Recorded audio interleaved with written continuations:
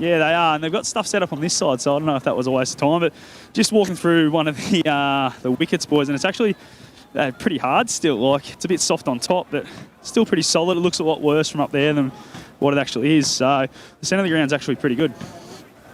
Bat or bowl, Mon? Oh, if Gus is bowling, I'd bat. Jeez. In the opposition, but turn his mic off. Monty's off. Can't hear him anymore. Of course, doing some of his best work for the Newmarket Hotel. Made one of the best 11-ball ducks on this ground you'll ever see, boys. The best? One of the best 11-ball duck? Yeah, made an 11-ball duck out here. When was that, Gussie? 3 years ago. I once upon a time made a 27-ball duck. Did ya? Yep. 27, freaky. Why would you bother wasting 27 balls, freaky? We were 7 or 8 for stuff all Mont, and someone had to stay in there. Might as well throw in the bat and got 10 off 3 and got out. Yeah, well, hindsight's a beautiful thing, isn't it, mate? Isn't it? It is. But, boys, I've made my way over to the far side, and it's perfect out here. Yeah, the ground's held together really well. It's a lot drier and definitely a lot better on the foot. So, as I spoke about earlier, I feel this will be the wing that they try and play down most of the day. We're meant to be we're still 6 minutes away until the bounce of the ball. Of course, the pre-game ceremony started quite early and it did finish up a little bit earlier as well. Monty, we can confirm that Jai Gribben is going to come into the side.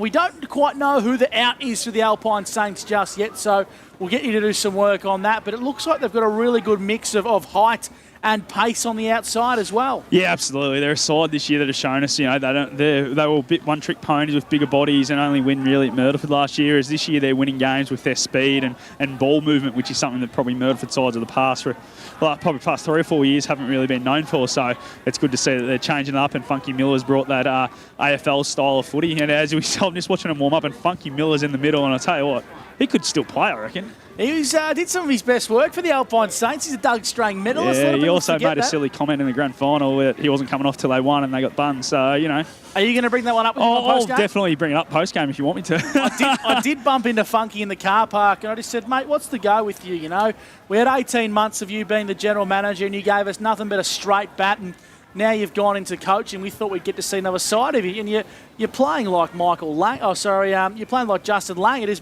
front foot defence, block everything. And he goes, well, how about this big fella? If we win, I'll give you something pretty good after the game. So I'm kind of optimistic Lavington might get rolled by the Alpine Saints today just to get a bit out of funk. What do you reckon, Mont? Yeah, it'd be handy, wouldn't it? But he is blowing now. He's got out of the middle pretty quickly.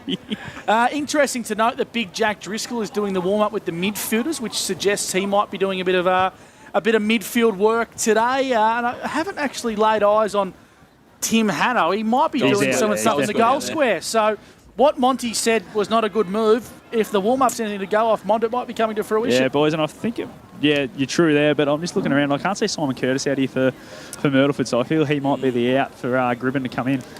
Yeah, and Gussie, you mentioned Gribben in, so he wears 35 for the Saints, Jai Gribben. And Toby Cossa is in 44. Gee, they're two big bodies, Scotty, those boys. Yeah, they are. He's huge, Jai Gribben. I haven't seen him play before, but he's a good size. And I bet you'll be playing key position, I reckon, for Lukey. Yeah, they're partnered up in the Saints warm-up at the moment. They are big lads, Gussie. Yeah, they certainly are. How much does Simon Curtis... I can't spot him either, Monty, so I dare say he's the out for Gribben. How much of a hole does that leave for the Alpine Saints? Oh, massive. He's been pretty big this year, especially when he's gone forward as well. He's been able to kick some goals, and he's that extra leader, and I dare say he would have loved to have played against his old side again today. So, yeah, it's a massive loss for him, but obviously they've brought in another key spot position, so Gribben's probably going to play that half-forward role, I reckon, maybe without having seen him play before. So the Alpine Saints, they will kick to the redeveloped ends. Monty Lavington to the Hannah Street end. Any breeze to speak of, favouring one side today as he picks up the turf, Matty Lloyd style? Dead still out here at the moment, so no breeze at all. But it's in good nick. Not too bad to nick the ground. It probably looks worse than what it actually is. And Monty, before we come back to the box, the new stand has been named here at Lavington. How's the new sign look from down at ground level? It's right behind the sun at the moment, so it's hard to see as I look up. But it's the CT Donnelly stand, so sits right above that new function centre upstairs, and looks fantastic.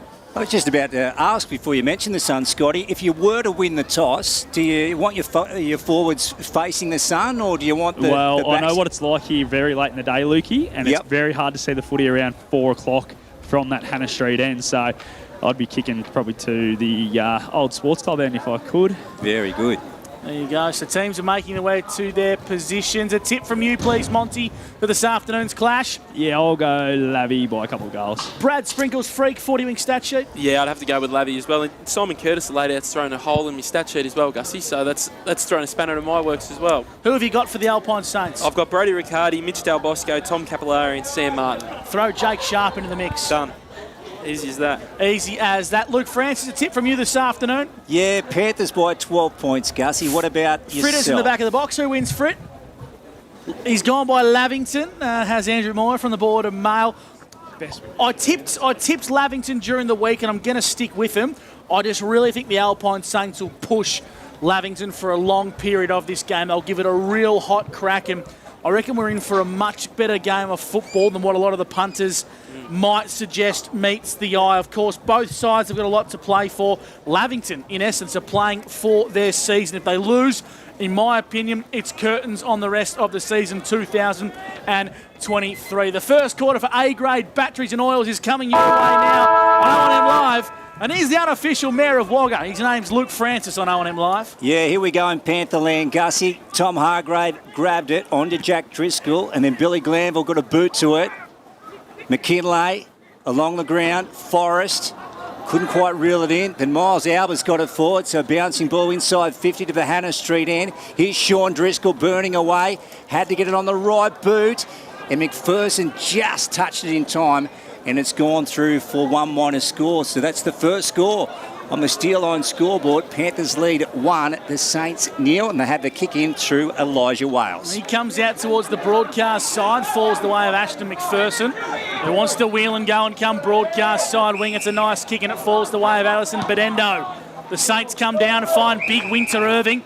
He's got his hands on the Sharon early. Little chip kick in board's okay. Tom Capillari, 75 from home, darts the ball in board, Bren's the target, brings it to ground level. Maraka kicks towards the top of the square, trying to find a teammate. Bren is tracking this one towards the boundary. Macahallow's hands on the footy for the Panthers. And in the end, the boundary umpire said it went out of bounds for a boundary throw in 45 metres out from the Saints goal. 1.5 or 1 minute 15 played on the A.T. Jones time clock, and we'll bring the footy back in 45 from the Saints goal. Here we go. Driscoll down in front. Riley Sharp gets a hand pass out to Riccardi. Swings it back. Dangerous spot here for the Panthers. And Spiner knocks it through for 1 score. So all square. 1 point each on the Steel Line scoreboard. Opening term, round 10. Second half of the split round between the Panthers and the Saints. As we go down to Scotty Montgomery for the first time. Newmarket Hotel. Yeah, the way Myrtleford were able to transition that footy from that kick in before, we just showed how dangerous they can be, and they're quite sharp by foot and get the ball moving as quick as they can through hands as well. So something Lavington will have to try and do and try and shut them down. Scores are level, 1 apiece.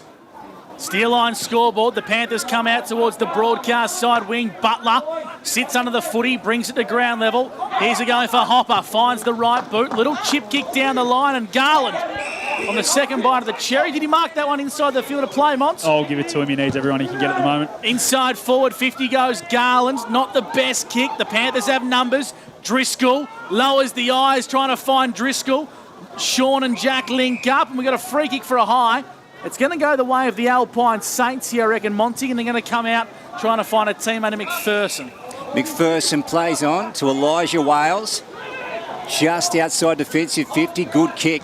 Picking up Aussie Wicks. Just right of centre wing. Broadcast side. Maraka. A little indecisive. And then goes back to Riccardi, who put it down. McKinlay goes in. Takes it. McPherson's got him wrapped up with Riccardi. And the umpire is going to call for it. Some peeping through here at the Lavington Sports Ground. Just a small crowd in at the moment. Cossa and also Jack Driscoll. That's Glanville. The bottom of the pack, got it out to Hopper. Quickly on the boot. High silo kick up in the air. Players in under it. McKinlay, McPherson got a fist to it. Glanville. Wicks went along the ground. Here's Elijah Wales. So a few early touches for him. Out to centre wing. Sitting under it. Spinner, I understand it is, Gussie. Has it now. And then off Riley Sharp's shin.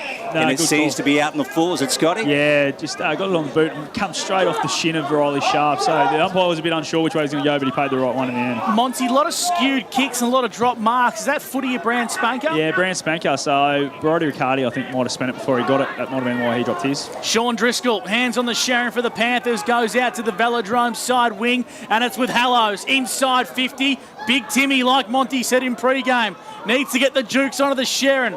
Alpine Saints regathers possession. They come out towards Wales. This is Elijah on the arc of the 50. Defensively, comes inboard and he finds Martin.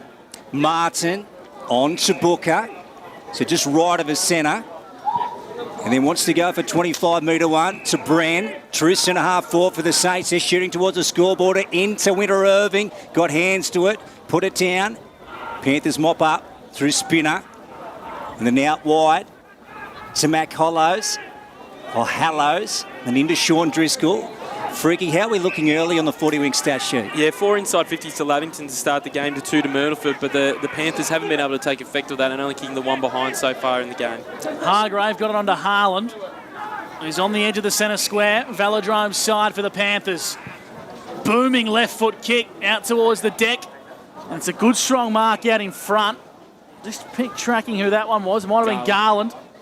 And he's marked too far to score, so he chips down the line. He finds his good mate in Clary Albers, who's 65 from home. He waits for a lead. One comes, falls the way of Neander. Touched, umpire said play on. In towards the top of the square. The Saints have Riccardi, who exits defensive lines for the tricolours up towards half-back.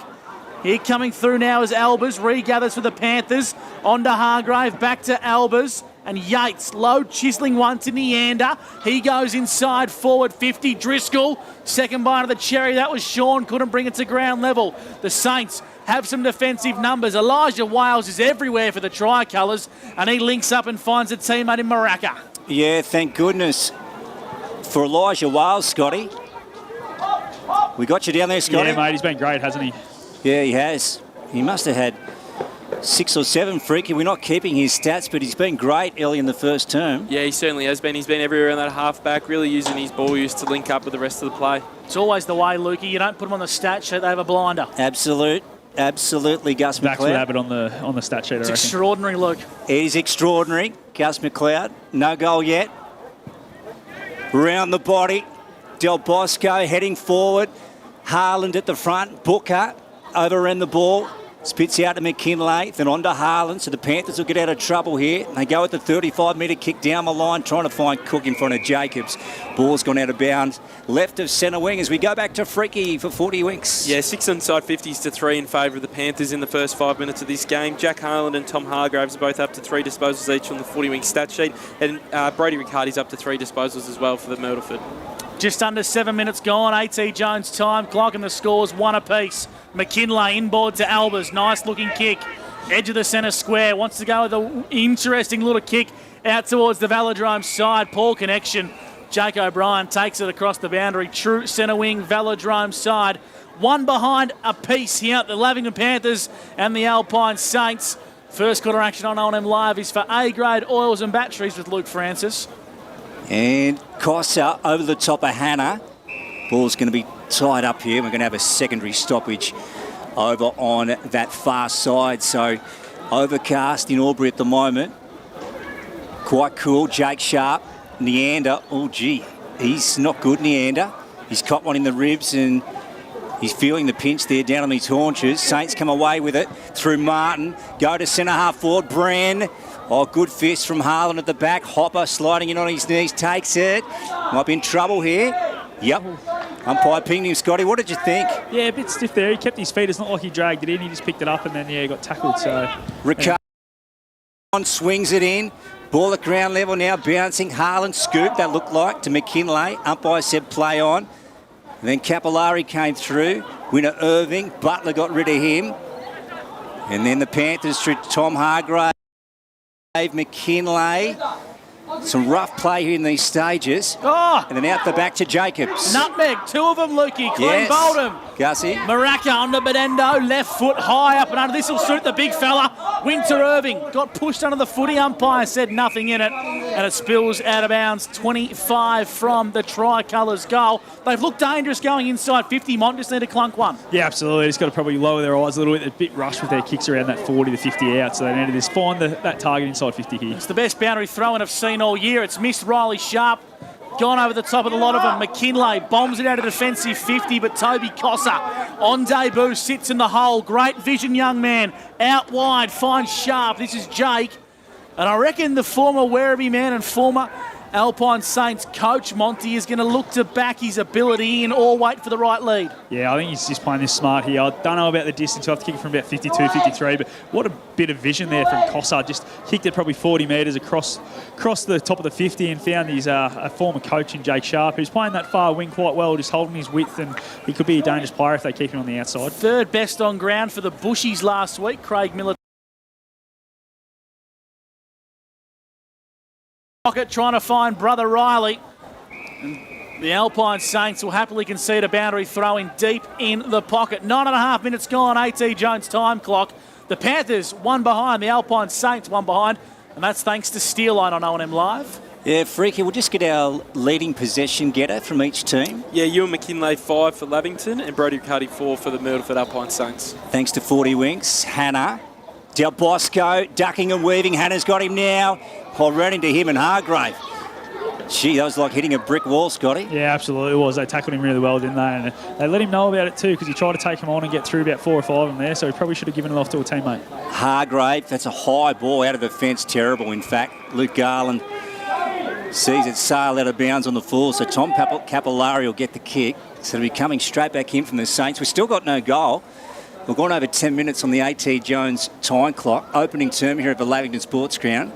Here goes Tom. I hope it's not a trend for the rest of the day, Lukey. I hope you're exactly right, Gus McLeod. In it comes. Sharp got hands to it. Then roved by Brand. Winner Irving sits under it.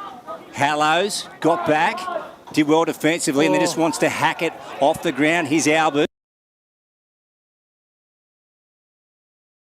Hayward from the kick. It's for a high. Yeah, got a high.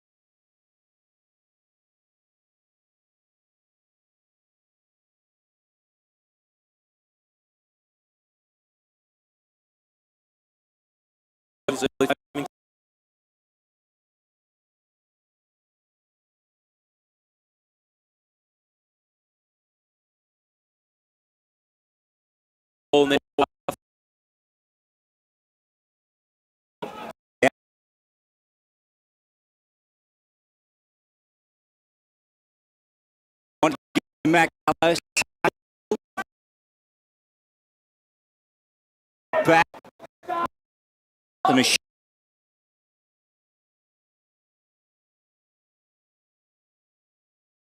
The crowd level curl. Beat one. Sean Drip. Hanson plays on. It's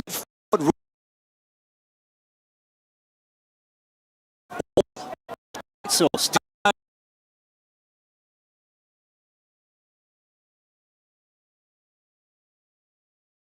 Yeah, for this game, it's Graves. On him, won't miss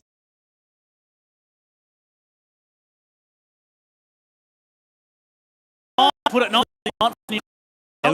There's ground a little bit there first.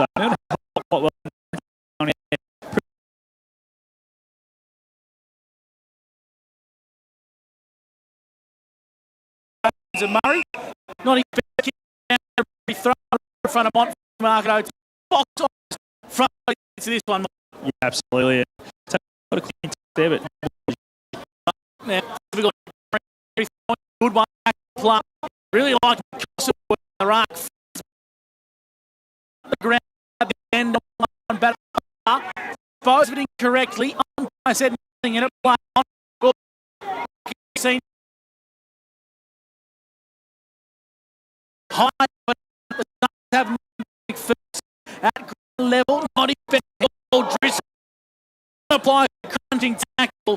The umpire says it all fair. Up. Deep in the pocket. Lavington back. 14.5 on R10 Jones time. Shepherd on test. And this is on Tonga all over the back. Hopper in pursuit of it.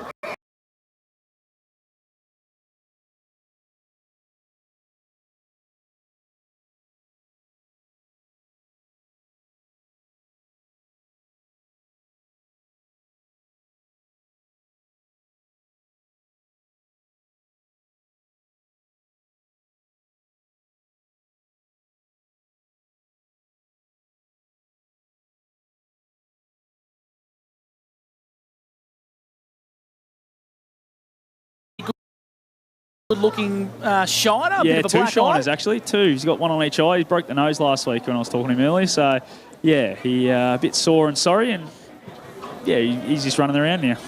Glanville sends one in. Cook fumbling at ground level. Spits out to Harrington. Wanted to go one way and then back the other. Sends it out wide. Important ball to be won here. Hopper searching for it at ground level. Taps it along the ground. The Saints win it though. And to the advantage of Del Bosco, who hacks it off the ground. And then Riccardi after it now. And that might be nearly out in the full. No, just bounces beforehand and has gone out of bounds. Left to centre wing as we go to Gus McLeod. From McRae Motors, great to have your company on O&M Live. Scores are still 2 behinds apiece as we hit the 16-minute mark on the AT Jones time clock. Footy comes back into play, Velodrome side. Give that one to Costa in the ruck. Riccardi comes through. Hacks it on the boot for the Saints inside 50. Falls the way of Bedendo. He snaps on goal and it's hit the stick. So no side can buy a goal at the 16.5-minute mark. The Alpine Saints, they hit the lead 3 behinds to 2 for Steerline. And I tell you what, Freaky, you and I have called some bad games of footy this year with no goals, and I'm starting to think I'm the curse. I was just about to say the same thing, Gussie. It's the trend you and I have brought to the games we've called this year. If you want us to ruin a game of footy, get us to come and call it. Don't be so hard on yourself, you two. And that's out on the full by Brennan. So this will give the Saints a chance to kick a major. Elijah Wales finds himself in the attacking half now. He must have had close to 10 touches in this first term. Spears one in. Oh, magnificent kick, Scotty Montgomery finding Maraca. Yeah, just smart there. He just waited for the right lead and then just sat it down in front. Maraca was too good, too strong in front of Yates there and took a really nice chest mark, and he'll go back here and have a shot. I don't think distance will be an issue at all, but yeah, just the accuracy of the way they're kicking at the moment. One thing Myrtleford is doing better on the 40-wing stat sheet, they're taking 2 marks inside forward 50 from their 9 entries. Lavie have had the 10 and haven't taken a mark inside forward 50 yet. Come on, Josh. The game needs it. Here he goes, Maraca. Oh. Nah, sprayed it. Far wide. Gussie, and the mark is being taken by Hannah in the back pocket. Lukey, if I don't laugh, I'll cry. I reckon I've called triple the amount of behinds that has goals in the last couple of weeks. Hopefully it's a trend that's not here to stay. Haaland exits defensive 50. Went out to the far side of the Velodrome. Umpire said play on. Riccardi regathers for the Saints. Snaps across his body, and the skills have been a real letdown to start this first term, thanks to A-grade batteries and oils, Mons. Yeah, absolutely, they haven't. I think it's more blokes are kicking off their back foot a lot and rushing a little bit. They're not trying to get moving with the footy, and that's why we're seeing a lot of kicks skewing off the side of the boot. So Haaland's got it. Back pocket for the Panthers. Far side scoreboard end. There's that long left raking kick. Gee, that's got some air in it. Jack Driscoll sits under it. Cossack. Ball goes to ground. O'Brien at ground level. Hopper. And then Cossa again. He's brought down. Oh, holding the ball, Scotty. Yeah, a bit stiff there, I thought, Costa. I thought it popped out just at the right time, but umpire paid it as it came out, so good decision in there. And Butler's about to wind up, and he kicks it to just right of the centre. And it falls the way of Garland. He just dropped it, fell on him really awkwardly. Elijah Wales slings a handball out, and the Alpine Saints are away. Comes the way of Capillari. In fact, it is Capillari. Inside forward 50 to the top of the square. Haaland on the last line of defence. Of course, a few of the big boys resting on the pine at present. Winter Irving and Riley Sharp both having a spell. Hence the lack of tall timber. Inside attack for the Alpine Saints. Lavington want to come out Velodrome's side. Their exit defensive 50 poorly. Inside goes Riccardi. Off the back of the pack is Spinner for Lavington. Kicks up towards half forward and he finds Garland, who's starting to get some looks now for the Panthers. Left foot kicks a low raker. Clean bowled Driscoll. Well done by Wicks. Got the ball onto McKinlay. And he's found a free kick here. It's going to go the way of Jacobs for the Alpine Saints. Yeah, just got a bit high there, that kick there for Jacobs. That's why that one was paid. The voice of Scott Montgomery for the Newmarket Hotel. Myrtleford rolling the dice. Damon Harrington head over the footy. Wants to come out now, trying to find a way to Del Bosco. He's normally a good user. That's no exception. The easy mark was dropped by Bedendo. Magahellos for the Panthers now. Throws it on the boot, and that is going to land in the field of play. Whoa. Monty with the Newmarket Hotel. Yeah, that bounced about a metre inside. So the ball went out of bounds and then curved its way back which in. it's allowed to do, I'm pretty sure. And it landed inside the field of play. So umpire Jason Rain go with it. is going to stick with the boundary umpire. Boys, that did not curve back in either. That was clearly inside the field of play. Yeah, we saw that happen a couple of weeks ago down at Yarrawonga. The call was maybe for the ball hit the ground. Driscoll goes into Garland. Umpire chopping. So Luke will get it. Still no goal in this game. We've gone 20 and a half on the A.T. Jones time clock first term. Garland too easy into McKinlay. That's bad checking from the Saints, Scotty. Yeah, absolutely it was. And he had a few options there. Tommy Hargrave got out the far side and even Joe Hanson was loose for a while. So just the Saints defenders really relaxed there. Garlow was probably a little bit too far out for himself. So just really smart. Just waited. And Ewan McKinlay just did not stop moving then. So it made it hard for him to man up on him. Classy player is Ewan. Played in that famous premiership for the Holbrook Footy Club last year. And he comes. Has he got this one? Yes, he has. The game's got its first goal. So 8 plays 3 on the Steelline scoreboard. And the first term is brought to you by A-grade oils and batteries as we go to Brad Freak on the 40-wing stat sheet. Yeah, Ewan McKinlay been a little bit busier on the field than he was in the canteen earlier, boys. He's up to 6 disposals in this game, and he's obviously kicked that first goal there as well. Tom Hargraves and Jack Harland also up to 6 disposals each. Jake O'Brien's had to 5. Brody Riccardi, though, leading disposal getter on the 40-wing stat sheet. He's up to 8 disposals already, and Mitch Del Bosco has had 6 as well. 11 inside 50s to 10 in favour of the Panthers, so they desperately needed that goal to get their noses in front of the game. Monty, interesting the Saints are sticking with Sharp on the outside, Jake. Yeah, I think it's probably just trying to get him back into some match fitness, boys. He hasn't played for a long time and done a lot of injuries playing on in the middle, so probably good to get some young fellas in there and some time in there. Jack Driscoll on the tap for Lavington. Riccardi gets his head over the footy for the Saints. I'm liking the game of Josh Maraka today for the Tricolours. And he's wrapped up in a big tackle. Will ball the footy up just outside the centre circle. Butler. In fact, it's Driscoll gone into the ruck, I should say. He's doing some of his best work on hands and knees and will ball the footy up once again. Freaky for 40 wings. Yeah, 6 disposals for Tom Hargraves, Ewan McKinlay and Jack Harland. 8 for Brody Riccardi, who's the leading disposal getter on the 40-wing stat sheet. Riley Forrest competes with Driscoll, 50-50. Riccardi's wrapped up in a big tackle, will ball it up. Once again, Scott Montgomery, boundary side for the Newmarket Hotel. Yeah, 22 minutes gone and not a lot of action. Not a lot at all. Myrtleford throwing an extra behind the footy now, just trying to kill the quarter because obviously it will be a shorter quarter with only the 1 goal kicked. Ball making its way inside 50 scoreboard end. The umpire again is going to call for it. So a few stoppages here in the last few moments. It's Jack Driscoll and Riley Forrest contesting the ruck on this occasion. That one broke about even. It was Tyler Harrington. Forrest overran it. Harrington again. Gets it out to Del Bosco. On the boot, wild kick, heading towards the pocket. Rolling towards the boundary line, just outside 50. Riley Shupp had to keep his feet on that occasion. And then Spinner got rolled around by Jake Sharp. Here's Elijah Wales, who's played a massive opening best on term. this quarter. It's been fantastic. And then goes shorts, and he hits Jake Sharp, and he's got it. And the man on the mark, Scotty, is at about 49. Yeah, I think it might push Jake, obviously still working his way up to full fitness, coming back from that knee injury, but I reckon he's too smart and he'll find a short option here. Okay, so they're yet to kick a goal in this game, the Saints, and this one is from a mighty tough angle. Scoreboard end, far side, he's winding up Jake now. He just steals a couple of extra metres, puts it up inside the goal square. Ball at ground level, players go in. Harrington, Tom Hargrave, O'Brien, and Johansson brings it out. Then on to Albers for the Panthers, inside to Jack Driscoll. They probably need the siren now.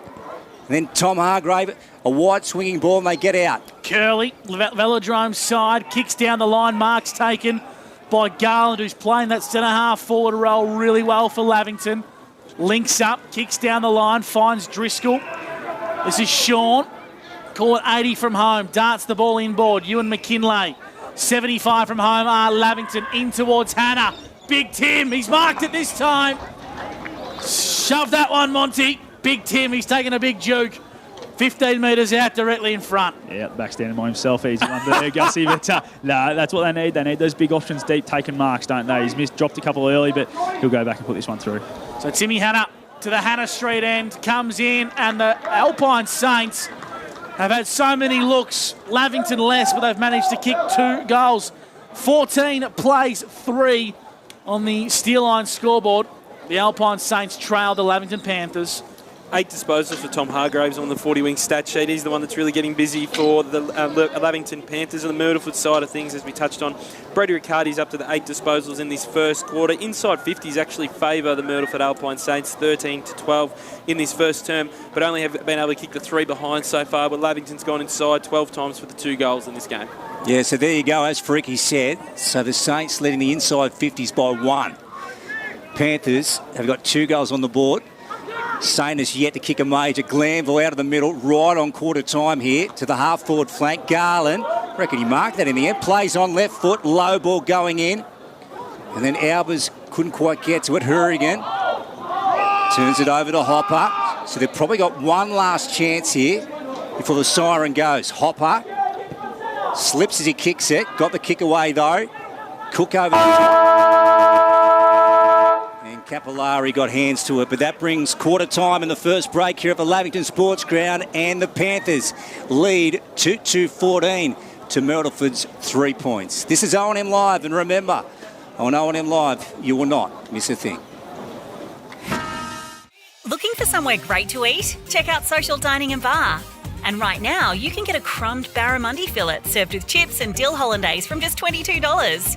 Come and be part of it all at Social Dining and Bar at the SSNA. Pain or injury can stop you from living life to the fullest. Albury-Wodonga Private Hospital specialises in advanced orthopaedic services and offers a full range of care from diagnosis to surgery and rehabilitation. Get back to the life you love with our support.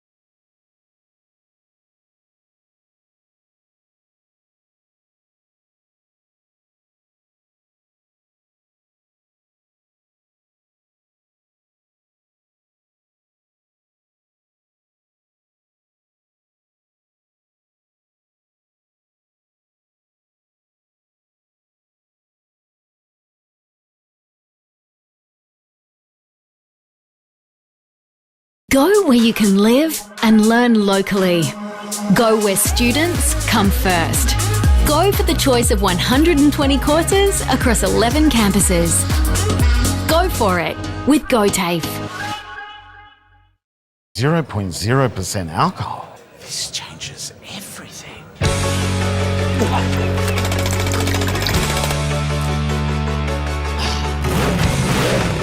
Rewrite the rules. Carlton Zero. Adroit Insurance and Risk, your local insurance advisor, able to tailor insurance programs to support your business. And we're proud to support our local community.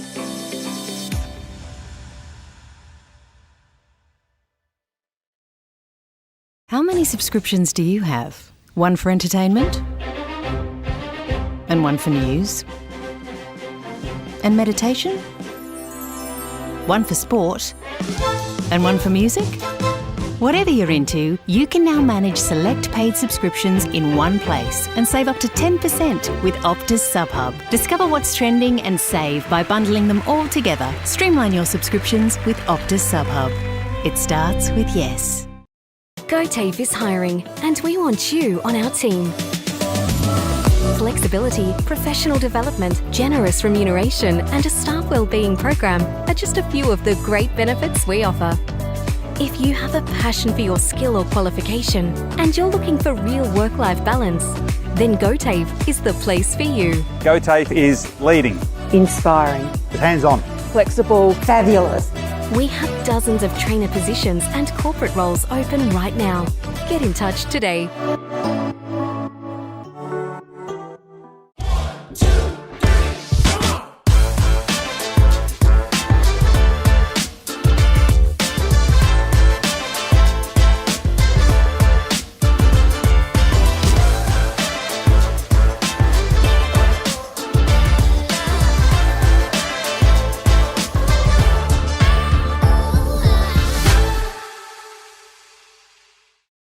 At 2AY, we're your home of live sport.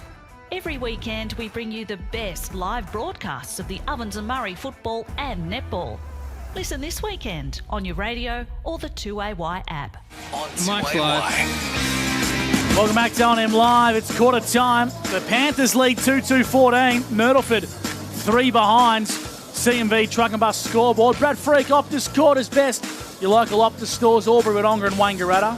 Yeah, in that first quarter, we'll start with the Lavington Panthers. I thought Tom Hargraves was outstanding for them in the midfield, really got a lot of run for them in the middle. He always does a lot of the gritty things, and with conditions as they are, a little bit wet and muddy out there today, you'd think that he'd come into his own. And for the Myrtleford side of things, for the Optus quarter's best, you'd have to can't go past Elijah Wales across that half-back line. He was probably probably the best player on the ground so far. Unfortunately, not doing his stats, but as Lukey touched on in the call, would have had at least a dozen touches in that first quarter. Was outstanding. He was everywhere for them. If we have a look at the 40-week stat sheet, we start with the team stats. It was 14 inside 50s to 13 in favour of the Lavington Panthers. 2 of those marks inside 50 and 3 to Myrtleford. So late in that quarter, able to lower their eyes and hit some targets and translate that to a couple of goals late in that quarter. If we have a look at the possession getters, we've got 2 players on 8 disposals, one from Myrtleford and Brodie Riccardi and one from Lavington. Tom Hargraves had the 8 disposals. If we have a look at the other disposal getters for the Panthers, we've got Ewan McKinlay, he's up to 7 disposals. Jake O'Brien and Jack Harland have 6, and for the Myrtleford side of things, Mitch Del Bosco has 7 disposals. Monty, boundary side, Newmarket Hotel. You got a pretty close look to what Funky Miller had to say to the Alpine Saints. Yeah, I was nearly in the front row, mate.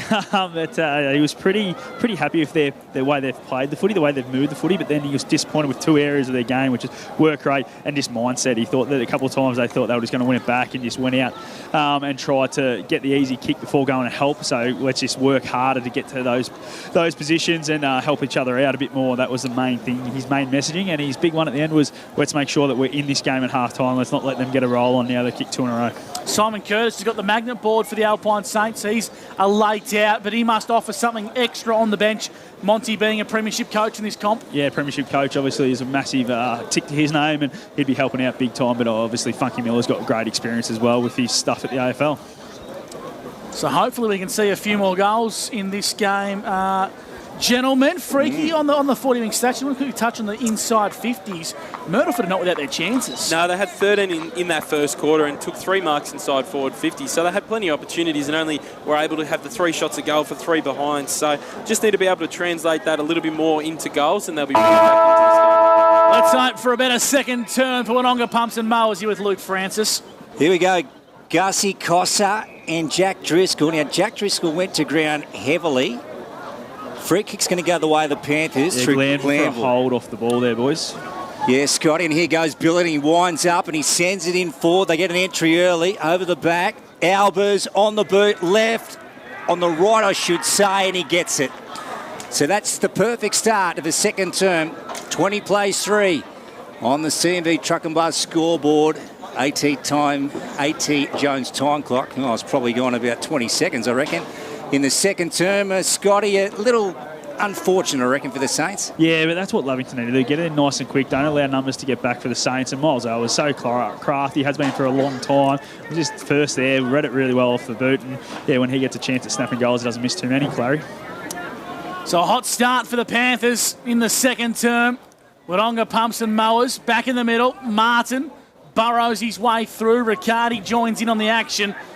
Spills out now. Lavington trying to regain possession. They do so via Yates onto Haaland, who's probably got one of the best left boots in the comp. In towards centre half forward. Going to spill the way of Albers. Can't gather clean possession. And Monty, I reckon he's caught one in the eye as Garland snaps on goal. Top of the goal square. Spills the way of McKinlay. And he nails it through from point blank range. He's got 2. The Panthers have got 4. 4-2-26 to 0-3-3. CMV Truck and Bus scoreboard. And Clary Albers is still down, Monty. I reckon he got one in the eye. Yeah, I think he did, just the way he was coming through. I think the arm was stuck out, and yeah, he's just holding his face, so I reckon something in the eye. But just again, really quick inside 50. Luke Garland got it on the boot quickly, and they were able to bring it to ground. And when you do that, it's a one-on-one everywhere, and Ewan McKinlay just way too quick there. First to the footy and kicked another one. And I'll tell you what, boys, if it keeps going this way, we could see a shootout for Lavington, because we had 2 goals in the first quarter and we had 2 in 2 minutes. So they've bloody changed the way they're playing, that's for sure. Yeah, and a couple of inside 50s to the Panthers as well. That's it. So 2 majors in the first 90 seconds of this term. And here's another inside 50. Hugh Wales'o brought to ground by Garland's going to be wrapped up, and the umpire is going to call for it. Sun again breaks through here at the Lavington Sports Ground on a Saturday afternoon. Umpire sends it aloft. Driscoll down to Glanville. Right foot bouncing ball. Dangerous spot down there. Hourigan going back. Cook right on his hammer. Off the ground, another one. Aiden Cook's kicked it. Yep. There's another one. So 3 in about 3 minutes, Scotty. What a wonderful start to the Panthers for the second term. Yeah, I'm not sure what Lockie Hourigan was trying to do there. Obviously a bit lost at the other end of the ground where he's normally forward, but just trying to rush it. Really had to punch it through as hard as he could, but just tap, tap, tap. And yeah, Aiden Cook just got there, and good finish for Lavington. And here they go, boys. They've had three inside 50s for 3 goals in this quarter. Lavington, they've also had all 3 centre clearances as well. So they've been getting it. I think that translates as well. Obviously, the short period of time we've played in this quarter, only just ticked over 3 minutes. They've been able to get the ball out of the middle, move it quickly, and be able to hit the scoreboard very, very effectively in this second term. So back in the centre. 3 goals in 3 minutes for the Panthers inside the second term. They go inside 50 once again. Sharp regathers the footy. The Saints have numbers. McPherson on the cross half back for Lavington, or for the Alpine Saints, I should say. He comes long down the line. Cossa flew high, and Hopper just got a fingertip on that one to see it out of bounds for a boundary throw in. Scott Montgomery, Newmarket Hotel. Really need to consolidate now, do the Alpine Saints. Yeah, I think that shows with Jake Sharp going behind the footy as a bit of a spare. They're just trying to really stop that flow. Lavington's been able to start this quarter with a goal a minute basically for the first 3 minutes. It's dangerous signs for Myrtleford. Jack Driscoll to McKinlay. Start of the second term. World bouncing ball inside 50. Scoreboard end. Ends up with Sean Driscoll. Swings around. Got the handball out. Garland under pressure from McPherson. At ground level, umpire's going to call for it. Yeah, 32 plays 3 on the scoreboard. The Panthers have won 4 games this season. Come off that heartbreaking 1-point loss to Albury in round 9. And the Saints, just the 1 win from 8 games this year. As Neander, or Elijah Wales came in hard. Hourigan Just a hat kick out of defence to a pack of players.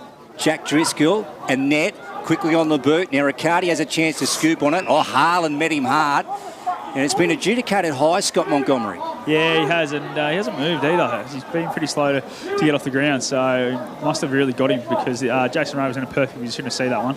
And Tommy Hargraves coming off, boys, and that bump he had there for Elijah Wales, I think he might have got a bit of a stinger on the AC or in the shoulder. So Huey Wales is going to come for a break. Onto the ground will come Austin Wicks. And Monty, this could be a little bit serious here. He's just getting to his feet now, but he doesn't look to be in a good way, Brodie. Looks quite sore. I think he'll be fine. I think he's anything too major, but just a bit sore. A really heavy hit from Jackie Harlan. Brad Freak, 40 wing stat sheet, early stages, second term. Yeah, Lavington dominating everywhere on the 40 wing stat sheet. 5 inside 50s to start this second quarter to none, and 3 disposals early to Ewan McKinlay as well. Riccardi, he got the ball up to half forward for the Tricolours on the edge of the centre square. Umpire says, give it here, boys. We'll ball the football up. So Lavington kicked 3 goals in 3 minutes to start the second term. They lead 5-2-32 to the Saints, 3 behinds. Martin inside 50, high up and under. And Declan Brent has taken a mark for the Alpine Saints. And this will be their first genuine look on goal. It's coming at the 6-minute mark of the second term. Yeah, what a piece of ruck work there by young Cossa. Just got it back, the back of the pack. Sam Martin standing there all by himself, which is a silly move, I would have thought, at most stoppages. But just got on the boot quickly, one-on-ones all inside 50, and Declan Brent in front first to move, takes the mark. Of course, he's been starting to become a regular goal kicker now for the Alpine Saints. Declan Brand kicks on goal, and the Saints are on the board. 139 to 5-2-32. CMV Truck and Bus scoreboard. The Alpine Saints register their first goal at the 6.5-minute mark of the second. Yeah, they really needed that one, Myrtleford. Only their first inside 50 of this second quarter. As we touched on, Lavington are up to 5 in this second quarter alone. The centre clearances is where Lavington's also getting on top. 4 in this term to none. So they really need to nullify the middle part of the ground of Lavington, which is really starting to get on top of the Saints. Yeah, rightio. Ball back in the heart of the Lavington Sports Ground. Neander, he'll get a second attempt at it. Gets back onto that left foot. In fact, right in the end, and then smothered by Martin. Martin pushed off it. He's going to get a free kick for holding. So Sam with the ball, swings around, wastes no time, goes into winner Irving, hits him. He's about 60 from home. He's shooting towards the Hannah Street end, gets it in, a quick entry, sharp hands to it, put the ball down. Well mopped up by the Panthers. Johansson on to O'Brien. Jake's in trouble now, he's gone. Umpire's got to call it, and he does. So the Saints will win it back. Pretty poor play by Jake O'Brien in the end, Scotty. Yeah, just thought he probably had a bit more time than what he had. He had 2 bearing down on him. Declan Brent just didn't let him out. Here goes Declan. The Saints' only goal kicker in this game so far. Oh, dangerous spot. Good mark, spinner for the Panthers. And he wants to head out with a short one, Gussie, and he gets it to Brennan. So Bevan goes out into the pocket. It's a nice-looking kick. And he finds the trotter, as Roy McKinlay would call him, Billy Glanville. Are we doing his numbers today, Freaky? Yeah, he's had up to 8 disposals in the game today, Billy. On to Bevan, who goes Velodrome's side, and that's a poor kick. It's out of bounds on the full. I reckon we've had about 4 or 5 on the fulls already today, Lukey. One of whom wasn't there, but it was paid. Riccardi inside 50, not the kick. Butler chops out for the Panthers. True centre-half back. Comes out towards the club room side. Hanson waited for the bounce, didn't quite fall his way. Bren's looked lively. O'Brien squares him up, and Bren took him without a footy. There might be a bit of this one, Monty, for the new. Yeah, it was pretty crude, that one. He just tackled him when he was nowhere near the footy there, Declan Bren, so he's got to be a bit smarter than that. Here's O'Brien. And then a long one up towards centre wing. Forrest at the back. Hourigan. Del Bosco. Right foot up in the air. O'Brien will get another chance of this. Put it down. Driscoll beautifully roved. Sean sends it to the heart of the ground. Wicks put the ball ground. Here goes Max Hallows. Ball's out the back. Now no one's back there for the Panthers. So Tom Capillari in a race with Curley. Capillari wants to concede and gets it across the line.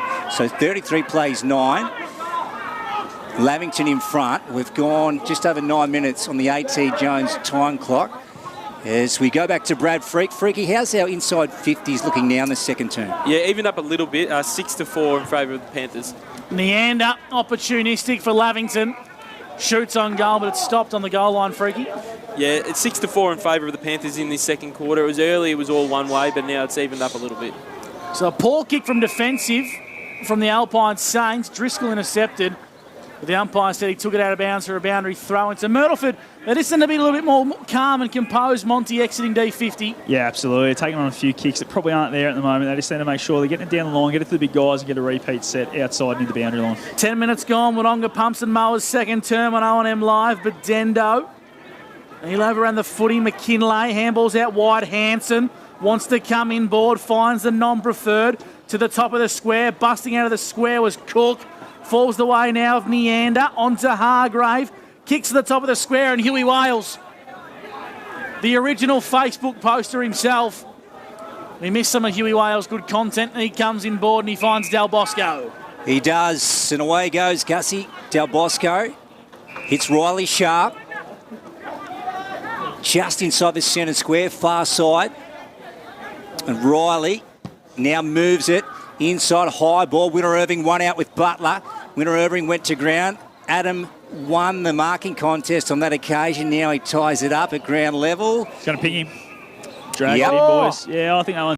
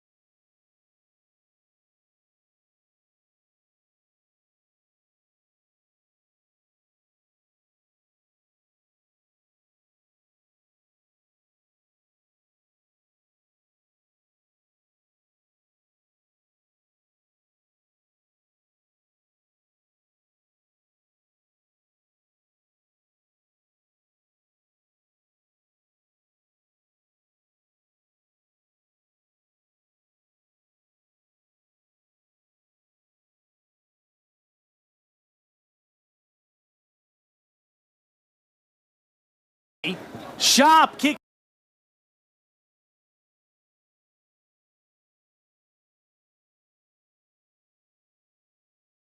Where he doesn't have hit in the end there by Jake Sharp. And yeah, as you said, it was nice hit to Winter Irving, who was just a bit quick on the lead for Butler. Irving, of course, a former played a lot of footies in Darwin as well. This one, and he's missed to the near. 1-5-11 the Saints. The Panthers, that's Up to 5 disposals in this second quarter. Takes some goals as well in this game. Just know at the moment, Scotty. Myrtleford having their chances, not being able to, as you said. Pushes it out wide. Panthers go to the edge of the 50. Sean Driscoll has it. Far side, short end. Man on the mark. And that's Hugh Wales. And Sean, when he pops it up to the hot spot. Not too easy, Scotty Montgomery. Oh, yeah, get it to 25 out, straight in front. And as you see, Driscoll just come through there and not a lot of pressure on. Got it out in front. Yeah, Gribben had to make that. And Jack Driscoll's going to have a shot. 30 out to the scoreboard end. The of the game. It's with 29-point lead. A.T. Jones time clock, second term. 39 plays 10 here at the Lavington Sports. Skip to a handy break, Brad Freak. To the 7 inside 50s in this second quarter. They're having plenty of opportunities in this game. The inside 50s for the entire game. Scoreboard now, as you touched on, 20.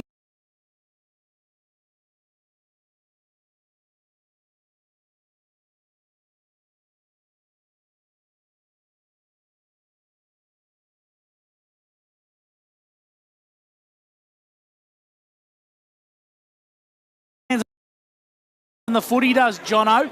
In the back pocket, the handball goes over the top, trying to find Harlan. Good use of the body. Coming through here is Harrington. Inboard, dangerous kick. Booker's the target.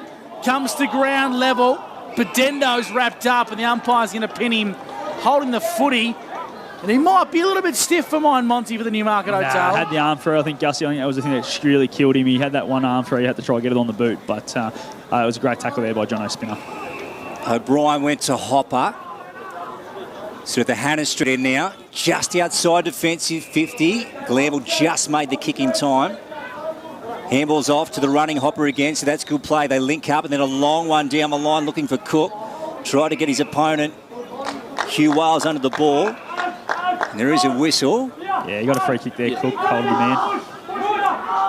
So here he goes, Aiden. He's in the long sleeves. He's already kicked one goal. Driving kick. Hit Jack Driscoll again. Yeah. Well, there was nothing that the defence could do there. The delivery was so good, Scotty. Absolutely. He didn't have to break stride, did he? Nearly went through his chest. That kick was that good from Aiden Cook, and that's what they need, just to make a bit of space inside 50, Lavington. Something they've changed this quarter, I feel. It feels like there's a lot more space in there for Driscoll to lead into, which means they're probably keeping a bit more space in between the arcs as well. Makes you wonder what Aiden Cook did to not get more senior games, Monty. He's had so much early days. Yeah, and he has that little bit of something different, a bit more grunt about him, so he's really added to their forward line in the start of this game. So this would get it out to a 35-point lead or a 6-goal break, and there's a double for Jack. So worrying signs now for the Saints, the Tricolours. They desperately need a goal, Scotty.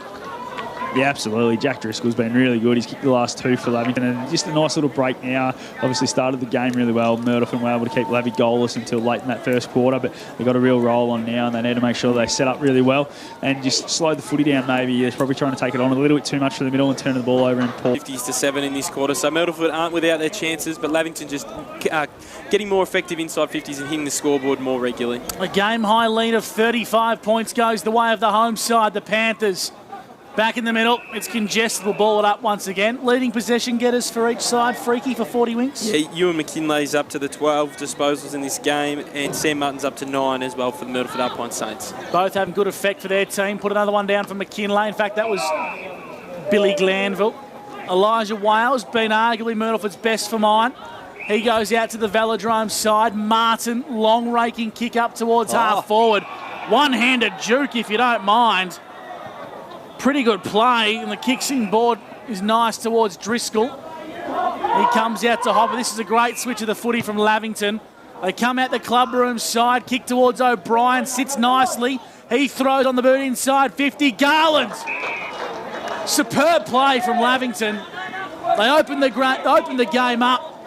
penetrated inside forward 50, and it's going to be a pretty easy shot on goal for the Lavington Panthers. Monty, that sensational footy, just really opening the game up beautifully. Yeah, Andrew Yates started up with that one-handed mark, got the Bronx cheers from the Twos boys as well, but was able to transition the footy. And Sammy Hobart was a clever kick out in front of O'Brien, and away they went, Lavington. And again, just a lot of space inside 50. I don't know if the Myrtleford need to get a couple of loose behind there, just try and stop these inside 50s being so easily accessible by the forwards.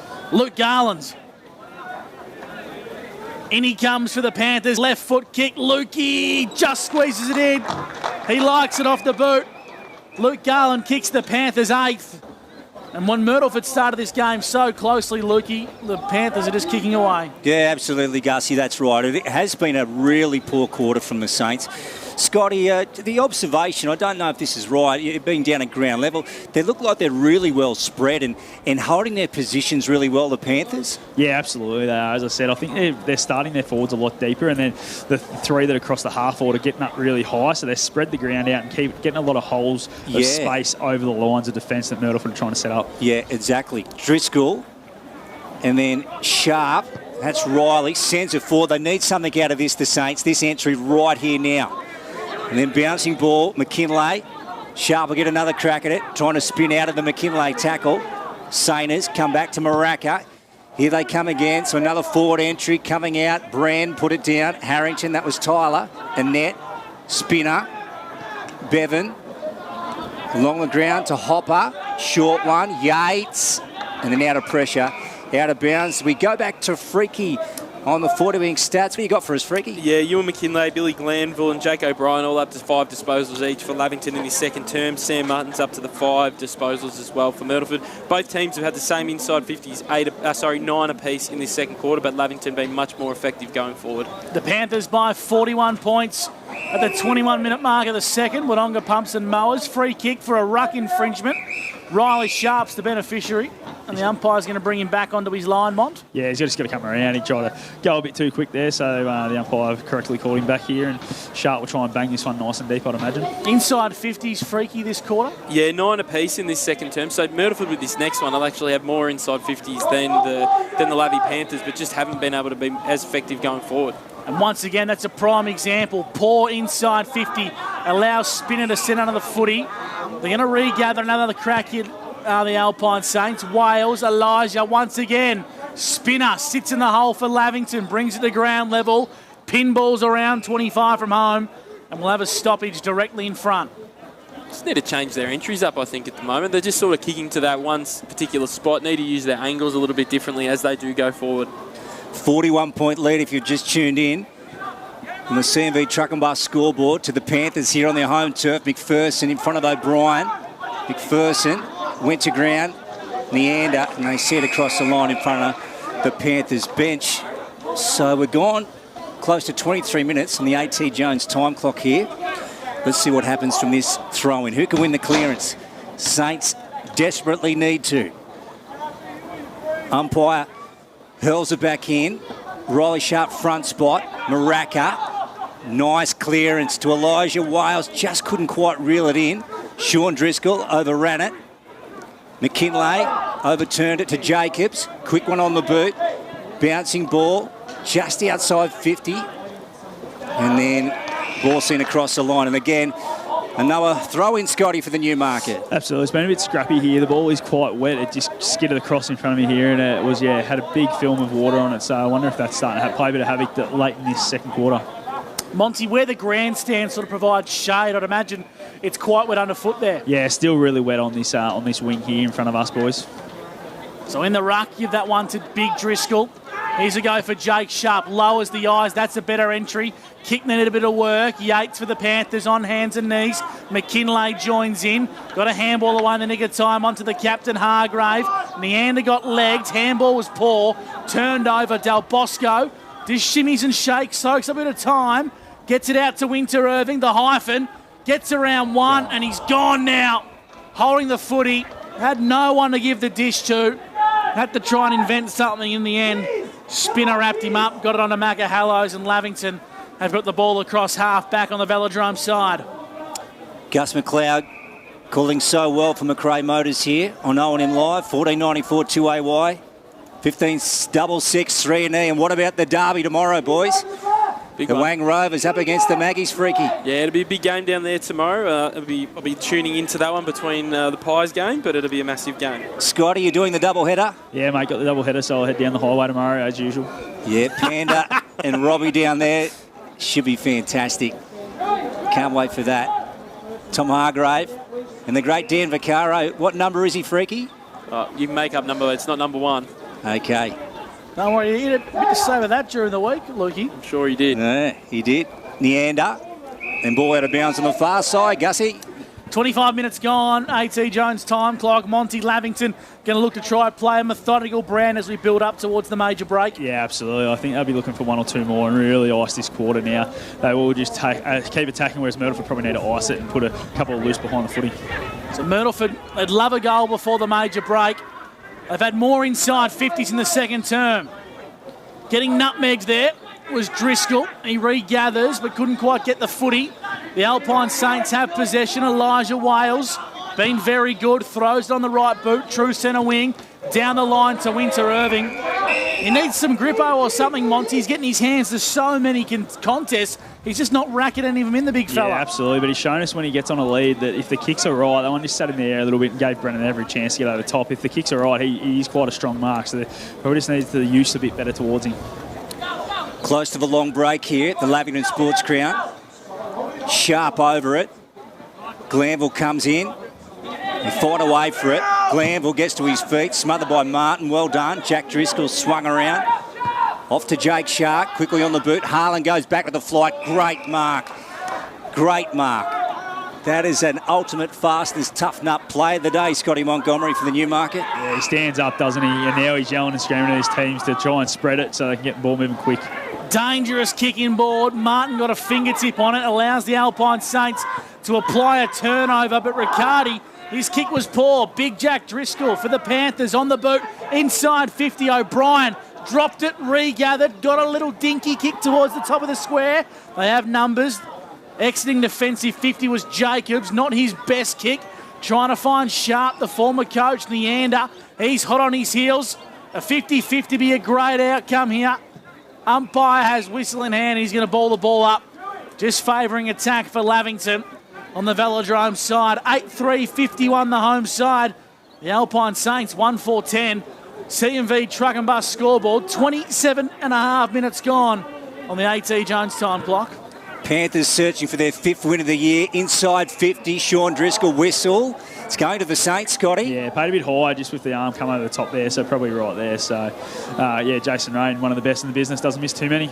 It's coming back to Jacobs. So Alex to get it in defence for the Saints. To Wazzy Wicks, and there's the siren to bring half-time at the Lavington Sports Ground, round 10.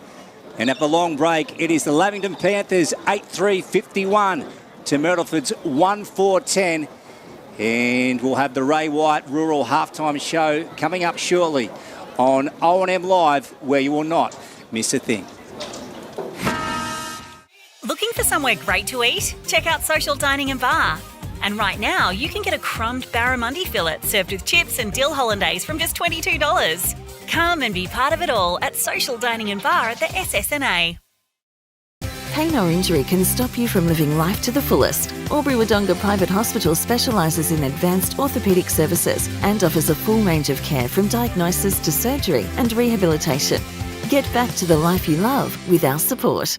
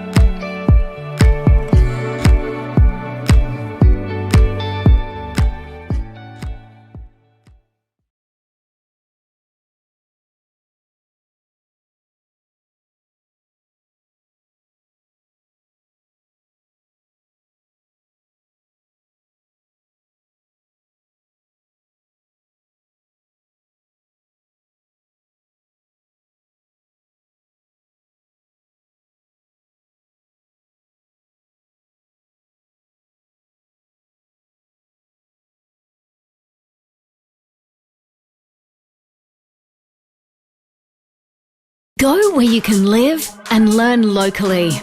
Go where students come first. Go for the choice of 120 courses across 11 campuses. Go for it with GoTAFE. 0.0% alcohol. This changes everything.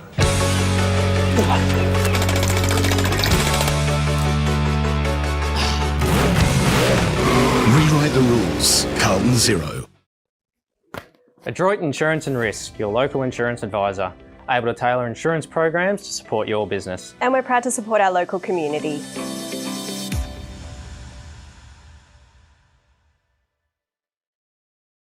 How many subscriptions do you have? One for entertainment? And one for news? And meditation? One for sport? And one for music?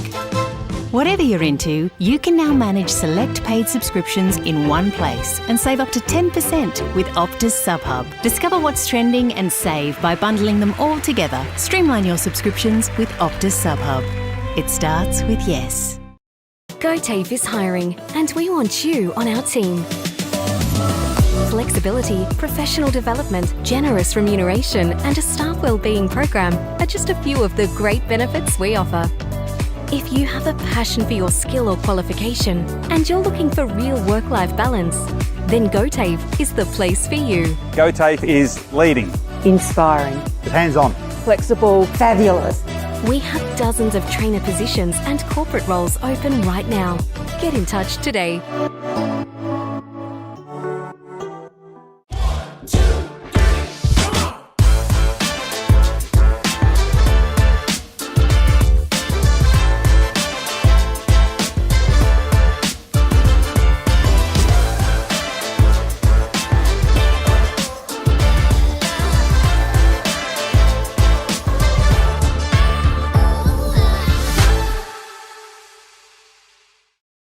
At 2AY, we're your home of live sport. Every weekend, we bring you the best live broadcasts of the Ovens and Murray football and netball. Listen this weekend on your radio or the 2AY app. Much love. Welcome back to LNM Live, half-time for Elders Rural. Great to have your company at the Lavington Sports Ground. 8-3-51, the home side, the Panthers, to 1-4-10. Monty, first quarter promised that we might have a little bit of in this game, an even match-up, so to speak, and then three early goals, 3 goals in 2.5 minutes of footy to start the opening term to Albers. Of course, Cook chimed in with one as well, and Huey McKinlay from point-blank range. Pretty much the line in the sand moment all over Red Rover, I think, early days. The way they started just showed that the first quarter they were probably a bit disappointed with, and they decided to just really go bang, and their centre, the work there, obviously all from clearance, those 3 goals were straight in, and away they went. And I reckon they set up their forward line that little bit differently. We spoke about it during the quarter, that it feels like there was just some big holes starting to open up. So I think they started to spread that forward line a little bit more, get the 3 half forwards across up a bit higher, which gave the deeper 3 sort of that chance to lead up, and it really showed and paid dividends with them kicking 6 goals to 1 in that quarter. Freaky, inside 50 stats for Myrtleford. What's the total at half-time? Because the Alpine Saints, deep in the second term, were leading for the quarter. Yeah, at period they actually won the inside 50s in that second quarter there, 11-12 in favour of Myrtleford. But at half time, it's all square, 25 apiece. So they've had their opportunities, and you look at the scoreboard, they've only had the 5 shots a go. Where you look at the Panthers, they've had the 11 shots from 25. So nearly every second time they're going in the Panthers, they're having a ping a goal. Where Myrtleford are really just playing into Lavington's hands a fair bit. I think obviously we were touched on during that quarter there. About things that Myrtleford could be doing better, but it also is a compliment to Lavington about how well they're defending behind the ball and being able to set up to restrict the Saints from when they do go forward, to be able to stop them having a shot at goal. I think you said during the call, Freaky, that they need to change where they're kicking. I think it's more where they're leading. I think they're kicking it to leading players in the same position a lot, and it's just predictable for Lavington. Like Driscoll or Hannah, whoever's playing in the right, just go sits in that hole, and the ball's getting kicked there, and it ends up being a 2-on-1 with Spinner or Butler being the other one. But I think Jono Spinner's game down there, he's set him up so well, and he's taken some marks and being a really good rebound defender as that key defender back there. Well, he's been the one that's sort of been in that hole for most of the time, for most of the day for the Panthers, and he's been able to repel a lot of attacks, take really good contested marks, and move the ball going the other way as well. So, I mean, he's one that's played really well. But probably a little bit more that the Gussie, that the Myrtleford forwards and the coaching staff at halftime probably just need to think of, as you touched on, different leading patterns and different areas of the ground they need to go to. Do we look to see Winter Irving and Sharp get further up the ground and not allow those talls to sit in the hole, Monty? Well, I'd say Winter Irving go to the square and clear everyone out. Get everyone outside 50. Give him one-on-one because he's got Butler on the lead, it looks like, and when the kicks are out there, he's taking them. So I think Sharp's probably the one that's bringing, because Spinner's going to him. Spinner's just letting him go around that 50-metre arc going, they're not going to kick it to you, and he's the one dropping off and being that real cut-off defender. And if he doesn't take the mark, he's just bringing it to ground and really giving a chop out for Adam Butler at the moment. And Butler's the sort of player that he's going to compete in the air, but if we're being harsh on Butts, he's probably past his best, and leg speed's probably the one part of his game that's letting him down, and that's probably where Winter Irving is getting in front of the lead, Monty. Yeah, well, he's 40 years old, so Butts is doing a great job to still be playing senior footy at the moment, and that's one thing, as you get older, the leg speed is the thing that goes first. So it's just one of those things. I think he just needs a bit more space, Winter Irving, because I reckon he's looked dangerous at times, but there's just been a lot of players around him, and it's like the half-forwards, the wingers, the midfielders, they all just rush inside 50 and give him no space to work in, which is just making the job a lot easier for the Lavington guys to rebound and then slingshot out, and they're finding so much space probably because they are all deep inside 50 at one stage. 40-wing stat sheet, Brad Freak, talk us through what's happening in the first half. Yeah, as we have touched on, the inside 50s, all a piece of 25, all in that first half. Probably the one stat that got away from Myrtleford in that second quarter there was centre clearances, 770 clearances to 2 for the game.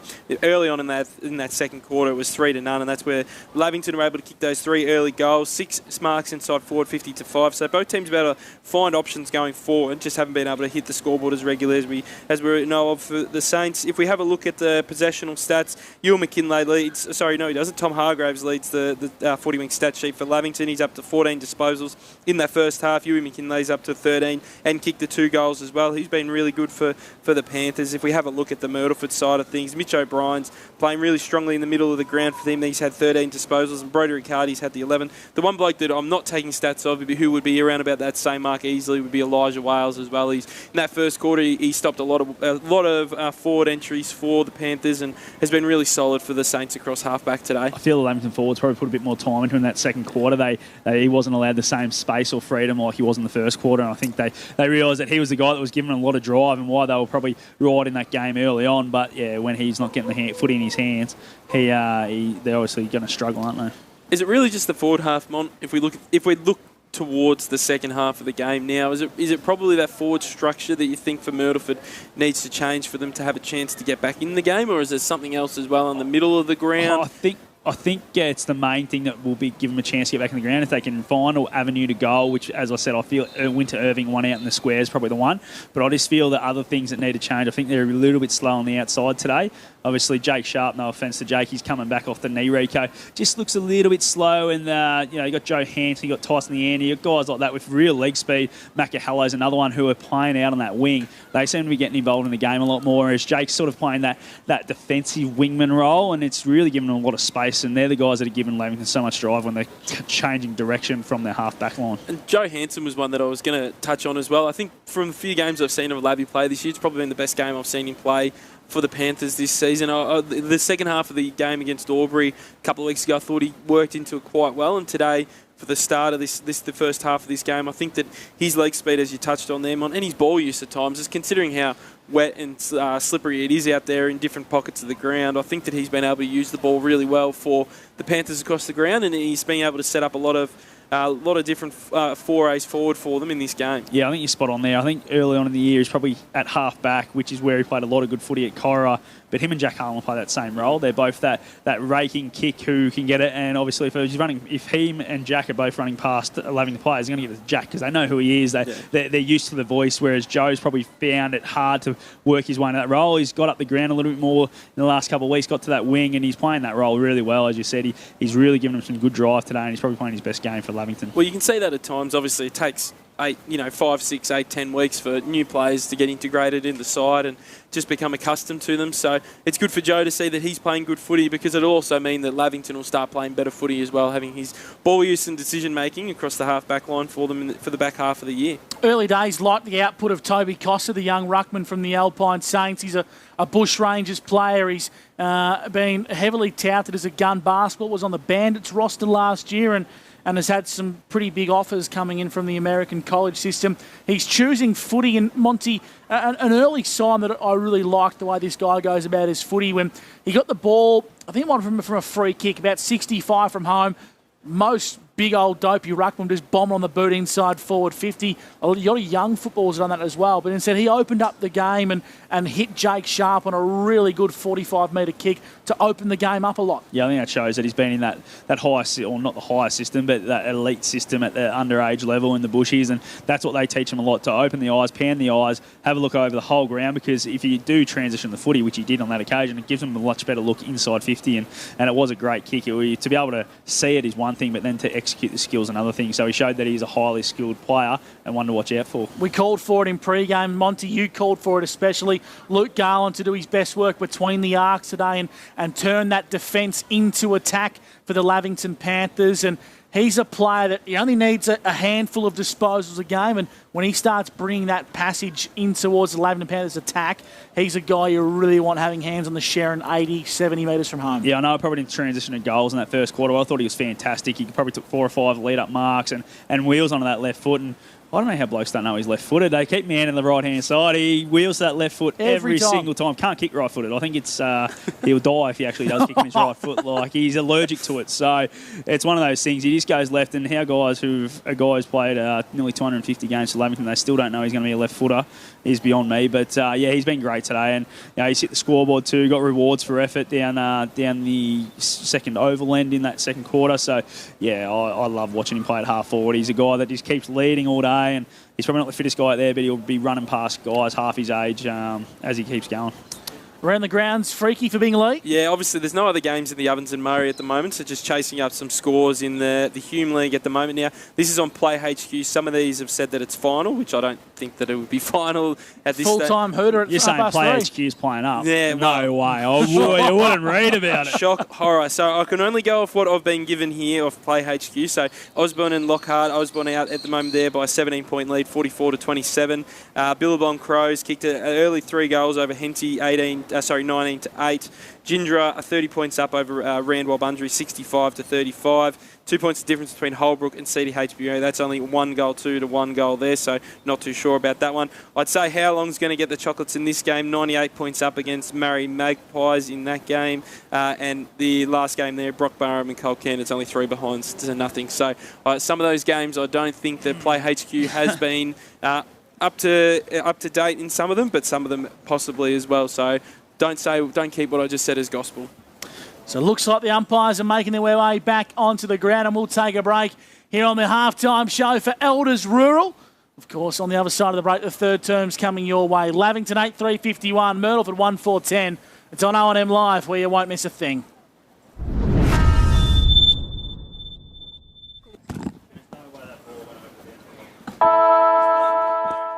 Looking for somewhere great to eat? Check out Social Dining and Bar.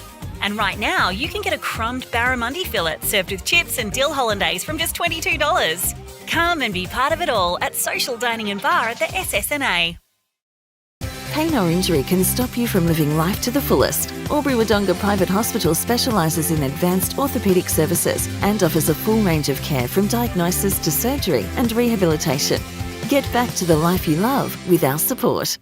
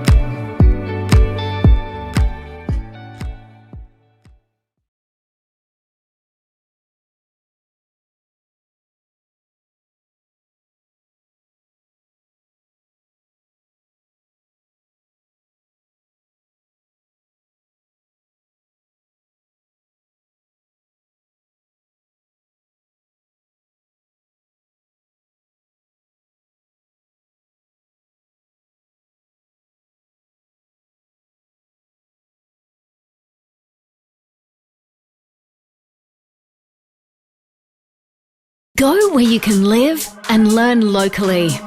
Go where students come first. Go for the choice of 120 courses across 11 campuses. Go for it with GoTAFE. 0.0% alcohol. This changes everything.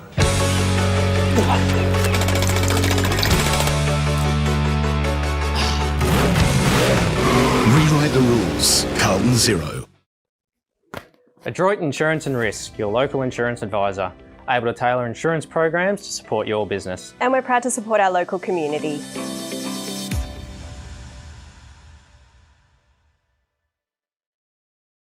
How many subscriptions do you have? One for entertainment? And one for news? And meditation? One for sport? And one for music?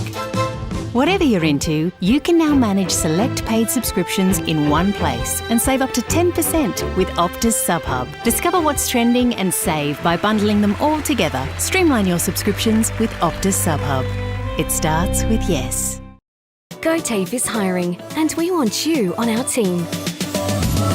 Flexibility, professional development, generous remuneration, and a staff wellbeing program are just a few of the great benefits we offer. If you have a passion for your skill or qualification and you're looking for real work-life balance, then GoTAFE is the place for you. GoTAFE is leading, Inspiring. hands-on, Flexible. Fabulous. We have dozens of trainer positions and corporate roles open right now. Get in touch today.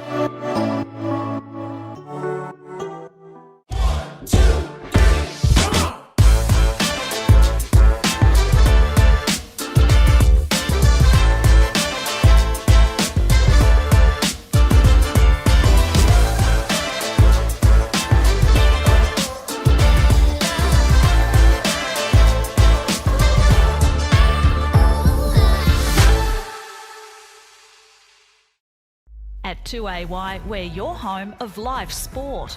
Every weekend we bring you the best live broadcasts of the Ovens and Murray football and netball. Listen this weekend on your radio or the 2AY app. 3-E. If you just joined us, the umpires went a little bit premature, Lukey, but you haven't missed any of the action for Indigo Power. We're 47 seconds into the third term, and Aidan Cook's got the Sheridan in hand for the Panthers. That's right, Gussie, yeah, and the Panthers lead by 41 points, a 7-goal margin. So the Saints need the first of the second half. Good kick from Garland into O'Brien. And O'Brien short. Driscoll. So the Saints' defence just not holding up, Scotty, and that's been the story of the game so far. Yeah, it's these smalls for Lavington. They're doing a bit of damage too. They're finding a lot of space inside 50, and it then means they're moving so much quicker for the big guys. But yeah, Shawnee Driscoll's been so good the last month. Probably had his best month of footy in Lavington colours, and he's looked very, very dangerous. Here he goes, Sean. So the man on the mark is about 40 out. Sean gives it all he's got right on the line, hands to it, comes down in front, and then out of bounds ahead of Jacobs at the Hannah Street end, far side, as we come to Gus McLeod for McRae Motors. Great to have your company this afternoon. A sun-bathed Lavington Sports Ground, or portions of it anyway. Boundary umpire flings that one back into play. The Saints have numbers, so do Lavington. They try and shovel a handball out wide. The Panthers have it via Captain Grumpy Garland. He throws it on the boot. In fact, it was Harland who went high up and under. Top of the square, Driscoll's there. Not many numbers lurk, and will ball the football up. Monty, can we still call him Captain Grumpy even though he's not the captain? Yeah, absolutely can. Absolutely, because he's still very grumpy, boys. So we'll ball the footy up top of the square.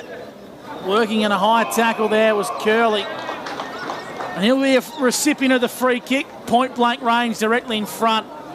Maybe some clever work there from the Panthers, but maybe it could also have been poor defending from the Alpine Saints, Mont. Yeah, absolutely. When you're tackling, you've got to go low, obviously, and Elijah Wales just got a little bit high there, and probably Jack Curley was going a little bit down as well, but you just got to make sure you execute those tackles correctly, especially when you're around goals. You don't want to give any freebies away like this one will be for Jack Curley. So, of course, Lavington had a really strong start to the second term. Can they emulate the form to start the third? Curley's got a long and measured approach find some momentum now, and he needed to take every inch of that because he's only just snuck it through, made the goal umpire work.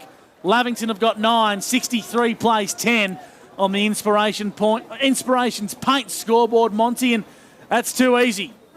Absolutely, it is. Point blank range. As I said, you can't give away free kicks right there. And something Myrtleford's really going to have to work on because if they're giving away goals like that, it's going to make it really hard for them to get back into this game. Just the efficiency going inside forward 50 continues for Lavington early in this third term. 1 inside 50 for 1 goal as well. So they've been able to get the ball inside 50 fairly regularly and be able to hit the scoreboard every time on a good basis every time they move Just forward. a quick one, boys. Obviously, Myrtleford started this quarter for +1 with Jake Sharp. What do you feel about that? I'd like to see him try and win the game and attack Monty, but looks like they're in damage control. Yeah, I totally agree with you, Gussie. Out to 47 now. Annette dragged in by Brand, and the umpire will call for this. So left to centre wing, just down in front of our broadcast spot, with Scott Montgomery, Brad Freak, Gus McLeod and Luke Francis on O&M Live this afternoon. 14.94 2AY, 15.66 3E. We've got the derby tomorrow in Norman's Oval. The Maggies up against the Rovers. Heard your tip, Freaky? Wang Magpies. I was about to just say Wang. That wasn't going to really give you an answer at all, was it, Luke? Wang to beat Wang in the Wang derby. Yeah, I think Wang might win. Scotty? Yeah, probably Wang. Yeah, I'll go with Wang too. Wang for mine, Luke. Yeah, thanks, Gussie. So we're all going with Wang tomorrow in the derby. Hourigan, Del Bosco. In all seriousness, I think the Maggies tomorrow, Gussie. Do I. Around the grounds for Bingley, half-time. Thaguna lead Waguna, 8-6-54 to 5-3-33. So the Lions are in the hunt, Monty, but there's a lot of footy left to go. Yeah, absolutely. And a couple of those guns, they don't get any smaller, do they, in Brennan and Harley Bennell, who we saw kick 5 goals from Myrtle for the last game. Ackermanis as well, if you don't mind. Yeah, he's probably a bit old now. He looked... The ball's in the hands of Hargrave here. And the umpire said, no, you've got to give the ball to Tim. Big Tim Hanna. He's got the ball true centre wing broadcast side. The boy from Hay, long kick down the line. Neander flew in nicely. Who's starting to play some good O&M footy after Brock Barham. He kicks to the top of the square. Big Jack's the target, falls the way of the top of the goal square. The Wales brothers link up. Huey goes an underground ball, trying to find Maraca. He fumbles. Garland got poleaxed into the turf. And the umpire says we'll ball it up, and I reckon it'll be a bit slow to get up here, Monty. You got a good one? No, he didn't. He made it look a lot better than it was, I reckon. He played for that one, but it was a good tackle, I feel. No love lost between you and Garlo, Mont. I've got to put up with him 40 hours a week. Driscoll. Jake Sharp got brought down. Jacobs out to Hourigan. Quick kick. High one up in the air. Capillari and Hallows. Hallows knocked it back into play. Nah. Umpire didn't agree. Ball was out of bounds. Gussie, did you have a bet today? Caulfield returned to racing today after a long layoff. What about the redevelopment down there? Huge. Looks fantastic, Lukey. Nothing for me today, but if you are having a bet, please make sure you do so responsibly. Free kick in the ruck here. I reckon Jack Driscoll pushed his opposing ruckman under the footy, Monts. Yeah, and Costa wasn't overly happy with it. He charged at Driscoll. Then I don't know what he was going to do, but didn't do a lot. Just bumped him and got the footy back. So the former Border Bandit, his kick wasn't the best, as you can pick up from the cheers from the Lavington cheer squad. Here's the go for Macca Hallows. Intercepts for Lavington. Kicks to the top of the square. Downfield. Yeah. Downfield free kick, Monty, and it all started from Big Toby. Yeah, Big Toby Costa just gave that one away, and they're starting to lose a bit of Myrtleford. They've just got to settle down and try and get their game back on the footy here because, that was just silly by Costa. So it's got to be Captain Grumpy who gets the kick in the goal square perfect. Yep. Just what we like to see, Monty. So you've got to put up with him telling you he's kicked at least 2 goals. Will it make him a little bit happier, Monty, getting a free big from the top of the square? No, nothing makes him happy, mate. Garland from point blank range makes no mistake. The Panthers have got 10. Garland's got 2. 67. The Lavington Panthers kick out to on the Inspirations Paint scoreboard. The third term for Indigo Power. Scott Montgomery boundary side for the Newmarket Hotel. Interesting times here for Myrtleford Alpine Saints. They are at the crossroads in this game. They can try and roll the dice, or they can really try and bunker down and go damage control. Yeah, I think you're going damage control. They've still got that loose behind the footy, boys, which obviously isn't quite working at this stage. And Austin Wicks is trying to play a tagging role on Tommy Hargrave, which Tommy started this quarter not too bad. And it's on in the forward line here, boys. So it's going to be a free kick to Myrtleford. That to Lavington. So free kick in the centre. Yeah, Tim Hannon's going to get it.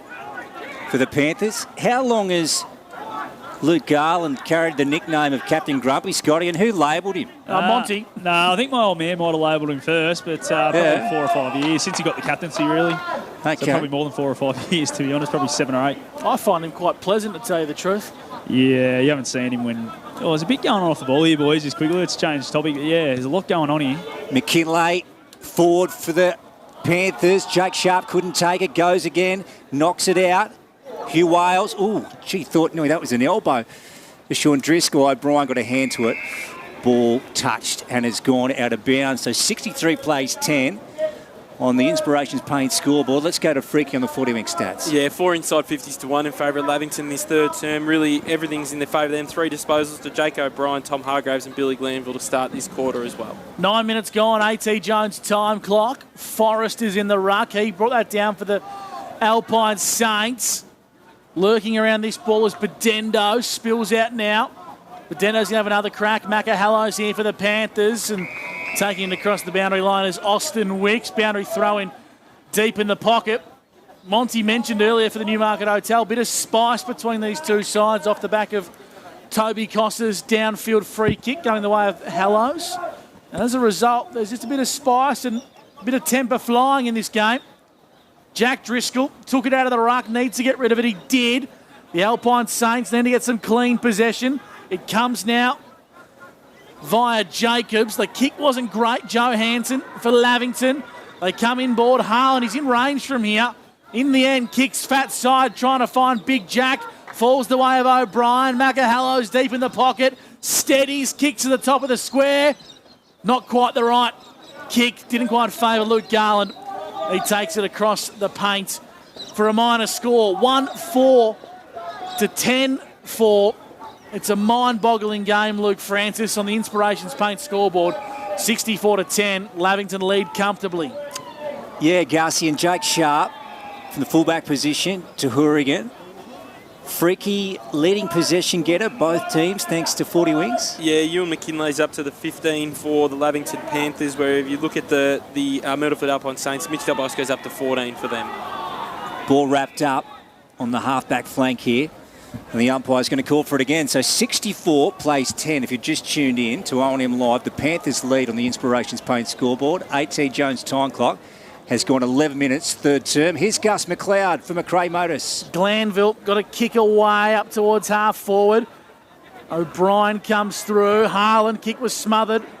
Well done there by Hourigan. Just pinballs around at the 50-metre mark. Maraka, he joins in the action here for the Tricolours and will ball the football up. 50 metres out from Lavington's goal. Scott Montgomery's boundary side for the Newey.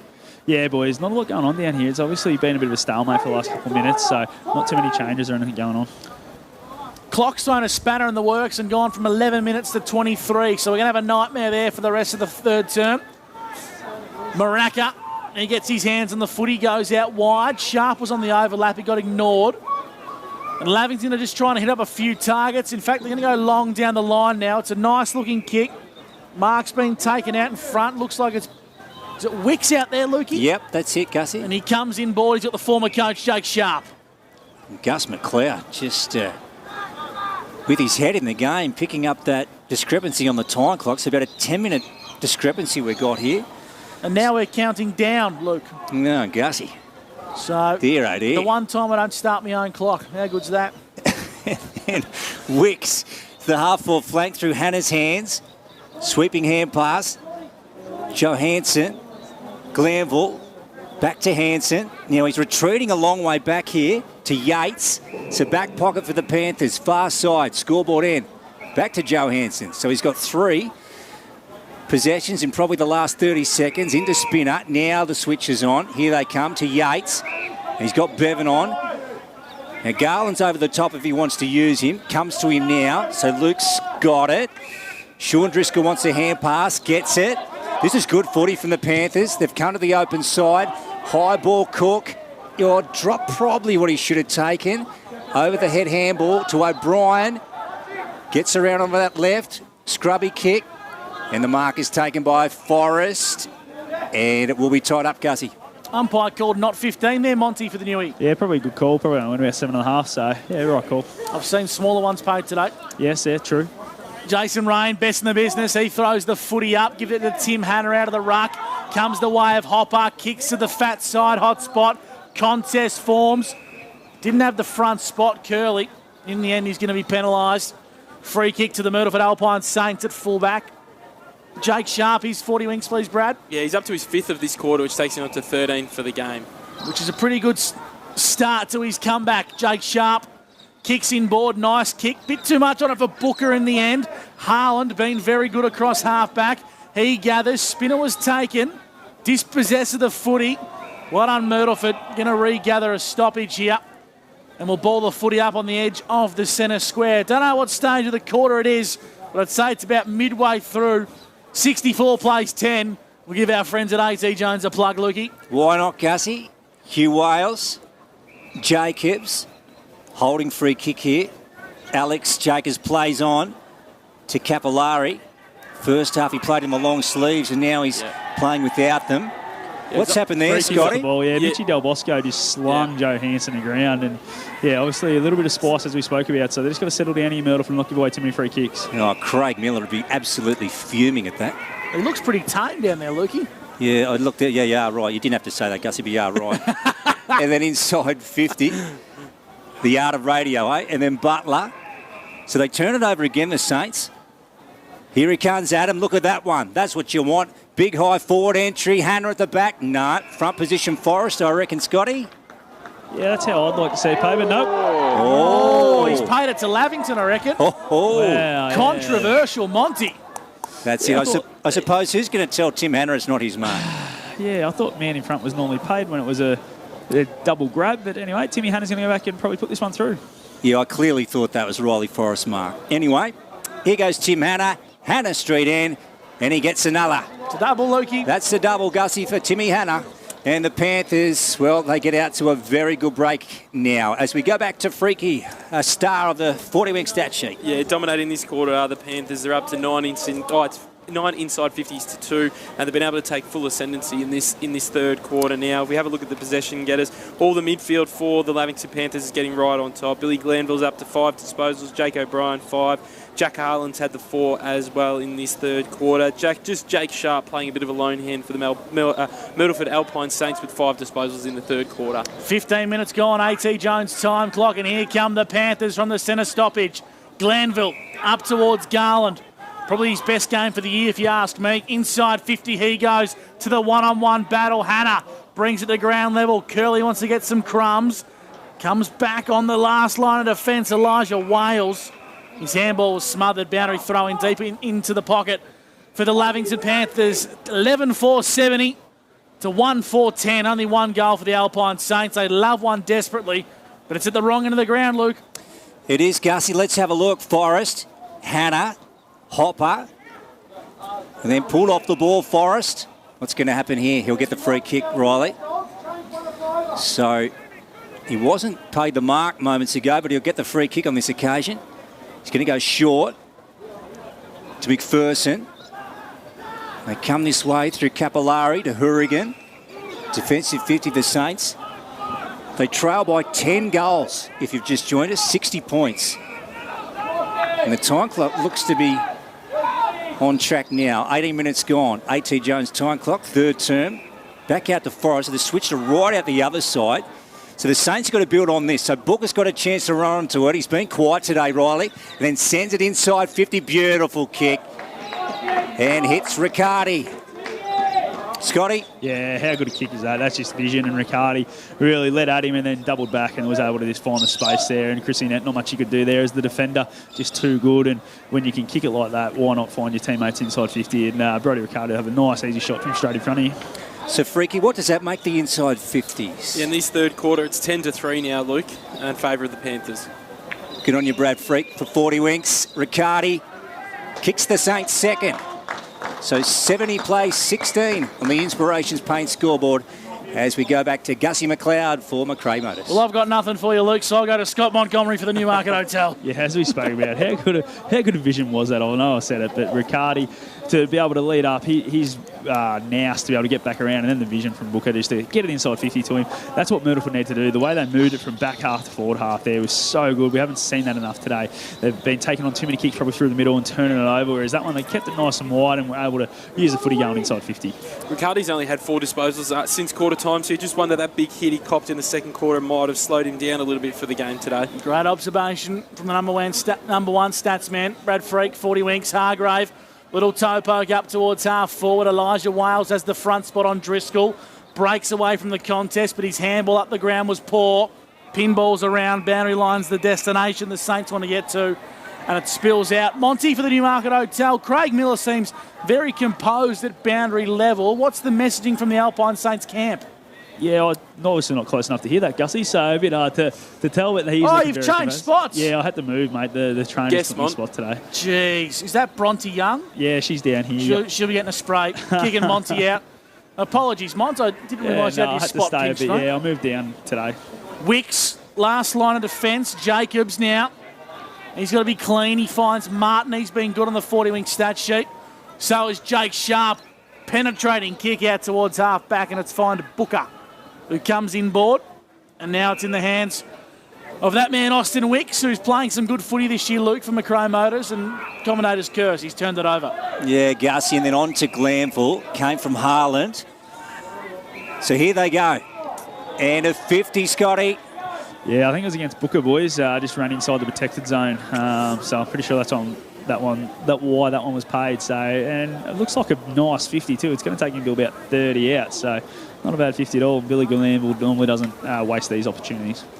Yeah, it's been a miserable old day for the Sainers. Nothing's really worked out at all. 70 plays 16, the Panthers up. As we work up towards a three-quarter time break, let's have a look. Billy Glanville missed the first few games this year. He's over in South Australia. Back at the Panthers, won their BNF in season 2022. That stutter step and kicks a goal. 76 plays 16. The Panthers in no danger here. We've still got over a quarter to go as we go back to Freaky. Yeah, Billy Glanville having an impact in this third quarter. He's up to 7 disposals in this quarter alone, takes him up to 17 for the game. And with that goal there as well, Jake O'Brien's also got 18 disposals in this game as well. He's been good. And Tom Hargraves has also got 18 disposals in the game on the 40-wing stat sheet. As we keep touching on, the inside 50 now counts well in favour of Lavington in this third quarter, 12-3. 76 plays 16 in favour of the home side, the Panthers. Back up in the middle once again. Third quarter actions for Indigo Power on O&M Live. Jason Rain restarts proceedings. Ball up. And a pretty heavy cricket wicket here at the sports ground. We'll have another stoppage once again. Bit of argy-bargy. Brad Freak, 40 wings. Anything catching your eye? Just that Billy Glanville up to 7 disposals in this quarter. He's been really good. Really, he only had 10 in the first half, so his ability to work into the game is good. And my other observation is, Gus, I wonder if Nappy Sand sponsors Myrtleford, because with those white backings on the uniform, there's going to be a few boys that might need some Nappy Sand this week to get their kits clean. They'll need more than that. They'll probably have to get a car wash, and I'll just say run the jumpers through the car wash 2 or 3 times. So it's a free kick here, Monty. It's going to go the way of Del Bosco against Neander. What for? Yeah, just a bit aggressive there, probably a little bit high when they went to ground. So I was just talking down here that he probably owed Mitchie one because he smashed his head into the middle centre wicket before. So just trying to get one back, I think, there from Tyson Neander. It's another free kick downfield. It's Bren. He got worked under the footy illegally. He's going to go inside forward 50. Sharp brings the ball to ground level. Winter Irving, not known for his crumbing ability, had a good crack at that one. Pinballs around about 20 from home, and the Panthers just try and exit defensive 50. Glanville's got a bit of work to do, Luke. He does, and gets it back to Bevan Gussie. Then over the top to a net. Oh, good hands to Glanville. That was nicely worked. And a left foot. Ends up, though, in the hands of Jake Sharp. Goes laterally. Back to Harrington. So this is Tyler. Got 2 Harringtons playing today, Tyler and Damon. Tyler in the 34, Guernsey. Damon in the 28. Here's Winter Irving, sends it inside 50. Riley Sharp at the back. Spinner. And the umpire's going to call for it. 76 plays 16. Inspirations Paint scoreboard. A.T. Jones time clock has gone, well, we don't know really. It's counting down at the moment. We had a bit of a misfunction. with the clock. Here's Gus McLeod for McRae Motors, third term. Certainly is, Lukey. Great to have your company on O&M Live. Elijah Wales, second bite of the cherry. He's drawn that one in and claimed the mark. And he might he's done have... his hammy, I reckon. Yep, absolutely. Oh, good he's walking pickup. straight off. Left hammy. Freaky, you got a pretty good grasp on that one for the Newmarket Hotel and 40 Winks. Yeah, as soon as he on the second grab, as soon as he held onto the foot, he just went straight for the hammy and then just put the ball on the ground as if he's taking it, just scored a try rugby style and walking ever so slowly off the ground. Yeah, not good. Yeah, he looks shattered too, boys. Yeah. He's been, for mine, best on ground for the Alpine Saints today. So it'll be Lockie Hourigan who gets the footy, kicks deep into the pocket. That's not the kick. Out of bounds. Well, the ball did go out of bounds from my eye. Now the umpire blows the whistle. And heartbreak for Elijah Wales, Monty, but more so from a leadership and a team morale perspective. When you lose senior players from such a young side, it does take the wind out of your sails. Absolutely it does, and he started the game so well, didn't he, with a lot of touches and set him up from half back and really had him in that game in that first quarter, and yeah, really disappointing for him. Out the back, Wicks to Riley Sharp. Oh, well done by the Hoppers' defence. Hopper and Jack Driscoll there. Harlan sees it across the line, and that is one behind. So he mustn't be too far off three-quarter time now if you just joined us. Time clock. 23 and a half, Lukey. Good on you, Gussie. Well done. And picking that up off our Optus TV feed. Yep, Luke Francis doing the buttons back at O&M Live HQ with Logan Cartwright today, Lukey. Two of the best operators in the business. Beautiful, Gussie. And then comes to Spinner, and then he goes to Hopper. They want to come broadcast side wing. Macahallow's read it beautifully. Ready. Overlap from Cooks there. If it wants to sit for him, Cookie's got to work hard. Gets it. Wants to go one more over the top. Unselfish play. Driscoll didn't gather the footy. The Alpine Saints get numbers in the last line of defence. They come out broadcast side wing. Capillari. And he's happy to take the ball out of bounds for a boundary throw-in. Boys, we've played on O&M Live 24 and a half minutes. A.T. Jones time clock. 76-17 for Indigo Power, a local power company built by locals for the locals, Lukey. And unfortunately, unlike this third term, hasn't been much chop. Been wonderful sponsors, Gus, and we thank all our sponsors on O&M Live. Couldn't bring you this coverage if we didn't have them. Been fantastic. Not only this season, but in recent years. Here's Joe Hansen out this wide, Sharp, so that's turned over. Now, Winner Irving's out. It's in his path. Gets it now to Maraca. Talented player on to Booker. And a scrubby old kick. Yates. He's done a couple of good things today. Out to Hannah. Ground level. No. McKinlay goes in.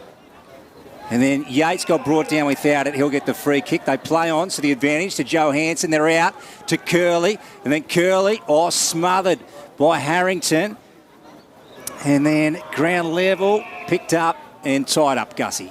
Certainly is. A lot of tired legs out there, Monty, which is a suggestion that the ground is quite heavy today. Yeah, and the ball has been stuck on this side a fair bit, which is the heavier side of the ground. So, yeah, there are some definitely tired boys. And obviously, Clario was also out of the game in Lavington. So they're a rotation down. So both sides are a rotation down for the rest of the game. Three-quarter time, siren has sounded in Lavington. They hold a strong lead at the final break. 12-4-76 to 2-5-17 on the Inspirations Paint scoreboard. Stick around, it's a big final term coming your way on O&M Live. And on O&M Live, you won't miss a thing. Cavalier Home. Looking for somewhere great to eat? Check out Social Dining and Bar. And right now, you can get a crumbed barramundi fillet served with chips and dill hollandaise from just $22. Come and be part of it all at Social Dining and Bar at the SSNA. Pain or injury can stop you from living life to the fullest. Albury-Wodonga Private Hospital specialises in advanced orthopaedic services and offers a full range of care from diagnosis to surgery and rehabilitation. Get back to the life you love with our support.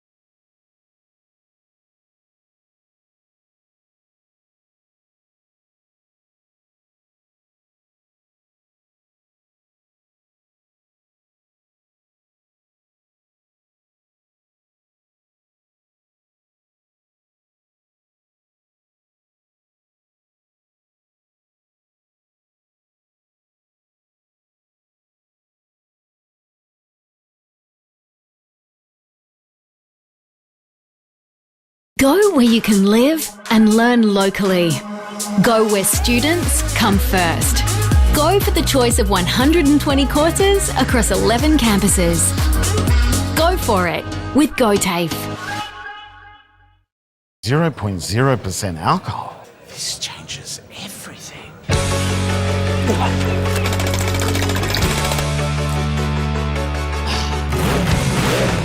Rewrite the rules. Carlton 0. Adroit Insurance and Risk, your local insurance advisor, able to tailor insurance programs to support your business. And we're proud to support our local community.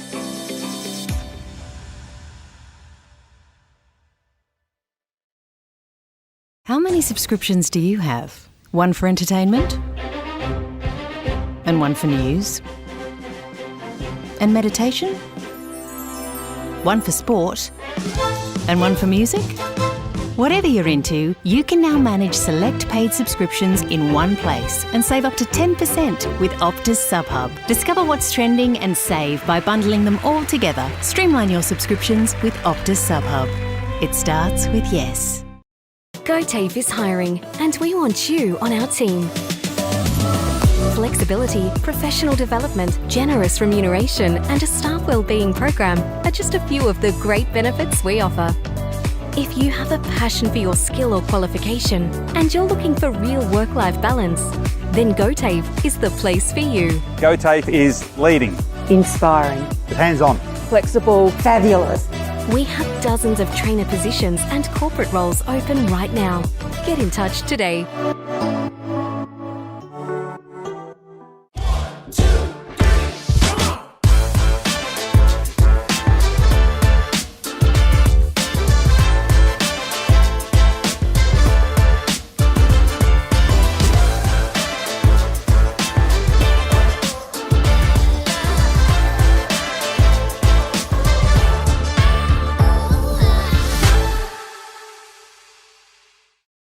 At 2AY, we're your home of live sport.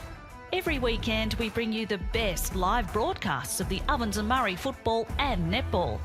Listen this weekend on your radio or the 2AY app. Mike's live on 2AY. Welcome back to Lavington Sports Ground. Three-quarter time. It's the Panthers 12-4, 76 the Alpine Saints 2-5-17. Brad Freak, Optus scored his best. Your local Optus stores, Albury, Wodonga and Wangaratta. Who tickled your fancy in the third? Yeah, in that quarter for the start of the Lavington Panthers side of things, Billy Glanville for mine, I thought he was outstanding in that third quarter. If we have a look at the 40-wing stat sheet for Billy in that third quarter, he had the 9 disposals and he also slotted a goal as well, so I thought his impact was great. And for the Myrtleford Alpine Saints, I thought it was the former coach Jake Sharp across that half-back line, playing more in that loose man. He had the 7 disposals on our 40-wing stat sheet as well, so his impact behind the ball was great. If we have a look at the team stats in that third quarter, inside 50s were heavily in favour of the Lavington Panthers, 13-6 in that quarter, and they really put the dominance of that on the scoreboard and been able to get a breakaway from them. Jake O'Brien, if we have a look at the disposal getters, had 7 in the third quarter, 6 to Jack Harlan, as we touched on, 9 for Billy Glanville. And if we have a look at the Myrtleford Alpine Saints, it really was Jake O'Brien had 7 and Sam Martin had the 4 disposals in that third quarter. Newmarket Hotel, Scott Montgomery, boundary side. Yeah, hey boys, sorry. Just had Joe Hansen ask me how the Wang Derby's going, so he's going well out down here, so really good. But I was just talking to Miles Albers on the way off, boys, and he got that finger in the eye, and he said if the whistle had gone, he would have got up and taken the free kick, but been ruled out by the training staff. But there's a nice little cut just on the eye, so yeah. He's out for the game, and obviously, yeah, Elijah Wales also got the hammy iced up, so he's done for the day as well. So disappointing for those two guys, but but listening to Adam Schneider, he said this is the way we want to play. This is our process. Let's make sure we don't go away from that in this last quarter.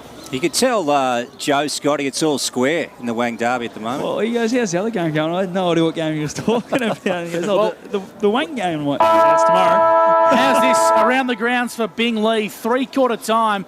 Faguna lead Waganya 10-9-69 to 10-4-64. It's the closest I've ever seen Waganya get to a win in the last 3 years. Their average losing margin is over 200 points, and now they're a chance to beat Faguna. Gussie, I think he said on the All-Rounders this morning, was there something like 500 AFL games experience involved coming in in today? So Jason Ackermanis, Jared Brennan and Harley Bennell injected 557 games of AFL talent into the Lions. Yeah, that is huge. Scotty, what's the story down there at ground level? We can see just right of that centre circle, a little sticky, a little gluey, of course, that pitch area. And it's getting quite dark here. Lights now on at Lavington. Yeah, absolutely. The sun's sort of gone down over the tip hill there, over the back here of Lavington, so it's getting a little bit dark, so the lights are coming on. But the ground on this near side, as we've spoken about a couple of times, is still a bit wet underfoot and a bit slippery, but the rest of the ground's holding up all right. Fourth quarter action for Mac Jack Sheds, the best sheds in the business. Go and see Phil Packer and the team in Wagga Road, Lavington. The final term's underway. You with Luke Francis on O&M Live. Panthers lead by 59 points, Gussie, 10 goals. And here goes Cossa. Nice to winner Irving. So a good start of the final term for the Saints. Tricolours through winner Irving. High ball going back towards the goal square. Riley Sharp, a big fist from Curley. And then out the front. And the umpire said holding the ball here. So it's going to come to Haaland. He gets it. So they're deep in defence, the Panthers, and they want to shift it out to the outer side, and the mark is taken by McKinlay. He's got some space to work into. Takes a bounce, does young Ewan. Good kick. Long kick down the line. Macca Hallows. In fact, I might have called it a bit premature. The kick was out of bounds on the full. Ewan McKinlay's numbers, please. Bradley on the 40-wing stats. Yeah, he's up to 16 disposals and kicked the 2 goals as well today, Ewan. Been quiet by his standards, but still had a good impact. Winter Irving deep into attack for the Alpine Saints. Sharp sandwich, brought the ball to ground level. Riccardi, he's wrapped up in a tackle, will ball it up for 25 metres out from goal. Lukey, we've played 1 minute and 15 seconds into the final term for Mac Jack Sheds. Certainly have, Gussie. Your Bombers in WA tonight up against the Dockers. How will they go, mate? Shoe in. Absolute shoe in, Gussie says. Curley. Can't wait to watch them lose now. Martin. Freaky, what are your thoughts? Oh, I haven't really thought about it too much, Gussie, did we? Sorry, Lukey. Yeah, it weren't Fremantle. Just got absolutely wiped off the park by the Giants last week. Here's McKinlay. Mac Hallows and McPherson see it out, Gussie. Notice Monty Lukey's up and about after Geelong have exited their hiatus from the wins. Yeah. Are you surprised by that, Gussie? No, I'm not. Quite happy to talk AFL footy, guys. And Monty's still not saying a hell of a lot about the Kangaroos. Yeah, no, we've been all right the last month. We're on a rebuild, so... That sounded like a high-pitched sort of... Yeah, no, well, you know, when your team doesn't win as often as mine doesn't, mate, yeah, you wouldn't know that since about the 60s, I don't think, Lukey. Geelong have just been on their little merry way, haven't they? Yeah, Scotty, what do you think about Alistair Clarkson this season or next? Probably next. I'd just let it go now. Let Ratton finish the year. He's done a good job so far, just following on from what Clarko's done. And, yeah, we'll get Clarko back next year refreshed and ready to go. Rats will get the flick once again. 12-4-76 to 2-5-17 here at the Lavington Sports Ground. It's a fairly one-sided encounter. The footy's not been great, to tell you the truth. Let's hope tomorrow the main course of the Wangaratta Derby's got a bit more on offer than this one this afternoon. 2.5 minutes gone, A.T. Jones time clock will ball the footy up. Monty, what do you want to see from Myrtleford in this final term? The win's out of the equation, but what do you want to see from this young Alpine Saints outfit? I want to see him really take it on, get rid of this spare man and just play even numbers all over the field and really take it on and try and score maybe 4 goals for the quarter. And then over the back to Harrington. He's chopping and changing, indecisive. Panthers have it now. Went past O'Brien. And then McKinlay. McPherson's got it. McKinlay held with it. And Jacobs is going to get it. Freaky on the 40-wing stats. Have we got a standout stat for the final term yet, mate? Not particularly. Ewan McKinlay's had the 2 disposals to start this last quarter. Myrtleford's had 2 inside 50s in the first 3 minutes of this last term. Freaky, how much did you actually miss of the Ashes? Did you miss any of it? The last day? Oh, yeah, well, I saw the entire test, did you? I stayed up all night, mate. I wouldn't miss a ball. Riccardi, here come the Saints inside 50. Sharp at the back. Winter Irving tracking this one towards the boundary line. Just brushes off Hopper, says, get the hell out of my way. Umpire says, give it here, boys, or ball it up. And Monty, there's a Saints player who's sort of on his haunches here a little bit. It looks like it might be... Capillary. Yeah, it's Capillary, yeah. I think it's a finger. I think when he went into that tackle, might have just either put a finger out or just jarred a finger. So we'll just keep an eye on that one. We'll ball it up deep in the pocket. Tap comes down from Sharp. The Panthers in a foot race. Butler and Winter Irving. Butler wins. Taps it to his own advantage. Gets tunnelled by Winter Irving. Umpire didn't pay a free kick. Ball comes back inboard. McKinlay navigates his way through some traffic on towards Hallows. Kicks up in the Neander direction. Good fist on the last line of defence, but it wasn't good enough. Here come the Panthers. It's Driscoll. Sean kicks. Misses. Had more time. Had the overlap as well. Lavington will be disappointed with that entry inside 50, Mont. Yeah, she had to run a pace there, Shawnee Driscoll. He just went a little bit slow towards Jake Sharp and allowed Jake Sharp to cover the two of them because he had a runner on the outside, which I think might have been Tyson Neander. So just had to really draw him in, and it would have been an easy run, basically shot from the goal square. So it's a 59-point margin at three-quarter time in favour of the Panthers. It's now 58. Here's Del Bosco to Riley Sharp, who takes the mark. Just in front of the Panthers bench here. Broadcast side, right of centre wing. Gets the handball off to the running Hourigan. Inside ball now to Bedendo. Over the top to Del Bosco. Tries to get winner Irving. Brilliant by foot, Scotty Montgomery. Yeah, we've spoken about this, haven't we? When he has space, Winter Irving in front of him, he's hard to beat on a lead. He's very powerful, pushes off early, and the kick there from Del Bosco was perfect. Haven't seen too many of them today from the Myrtleford Alpine Saints, but out in the space, just beautiful there for Kyle Winter Irving. He did not break stride. Here he goes, Kyle, the big man. He is their main target inside 50, and he'll have a shot. He's a bit of a chipper, but he's got that one. That's a beauty. That's accurate. And that is a goal. So 77 plays 17 on the Border Carpet scoreboard. Final term here at the Lavington Sports Ground, and that's brought to you by Mac Jack Sheds as we go to Freaky for 40 winks. Yeah, 4 inside 50s to 1 in favour of Myrtleford in this last term, and able to get on the scoreboard there. They've been moving the ball a little bit more freely in this last term, and mainly thanks to Mitch Del Bosco, who's up to the 3 disposals already in this final term on the 40 wing stat sheet. Only 3 goals for the Tricolours today. Been a tough day at the office for the Alpine Saints. 12-5-77, 3-5-23, Border Carpet scoreboard. Up towards half back. Alpine Saints via Martin. Probably been the Saints' best today. Over the top goes McPherson. Tries to gather his own footy. Needs some support to beat 3 Panthers. He's done well, the young fella. The umpire doesn't pin him. He's done a really good job there to minimalise the damage, and will ball the footy up. True centre wing, Velodrome side. McRae Motors, Luke Francis, O&M Live. Yeah, Gussie. Wrapped up McKinlay. McPherson had him. And the umpire again will call for it. So let's have a look. What can the Saints get out of this final term? Got to try and restore some pride here. Round 10 clash. Maraca off to McPherson. Inside to Wicks. So this is good.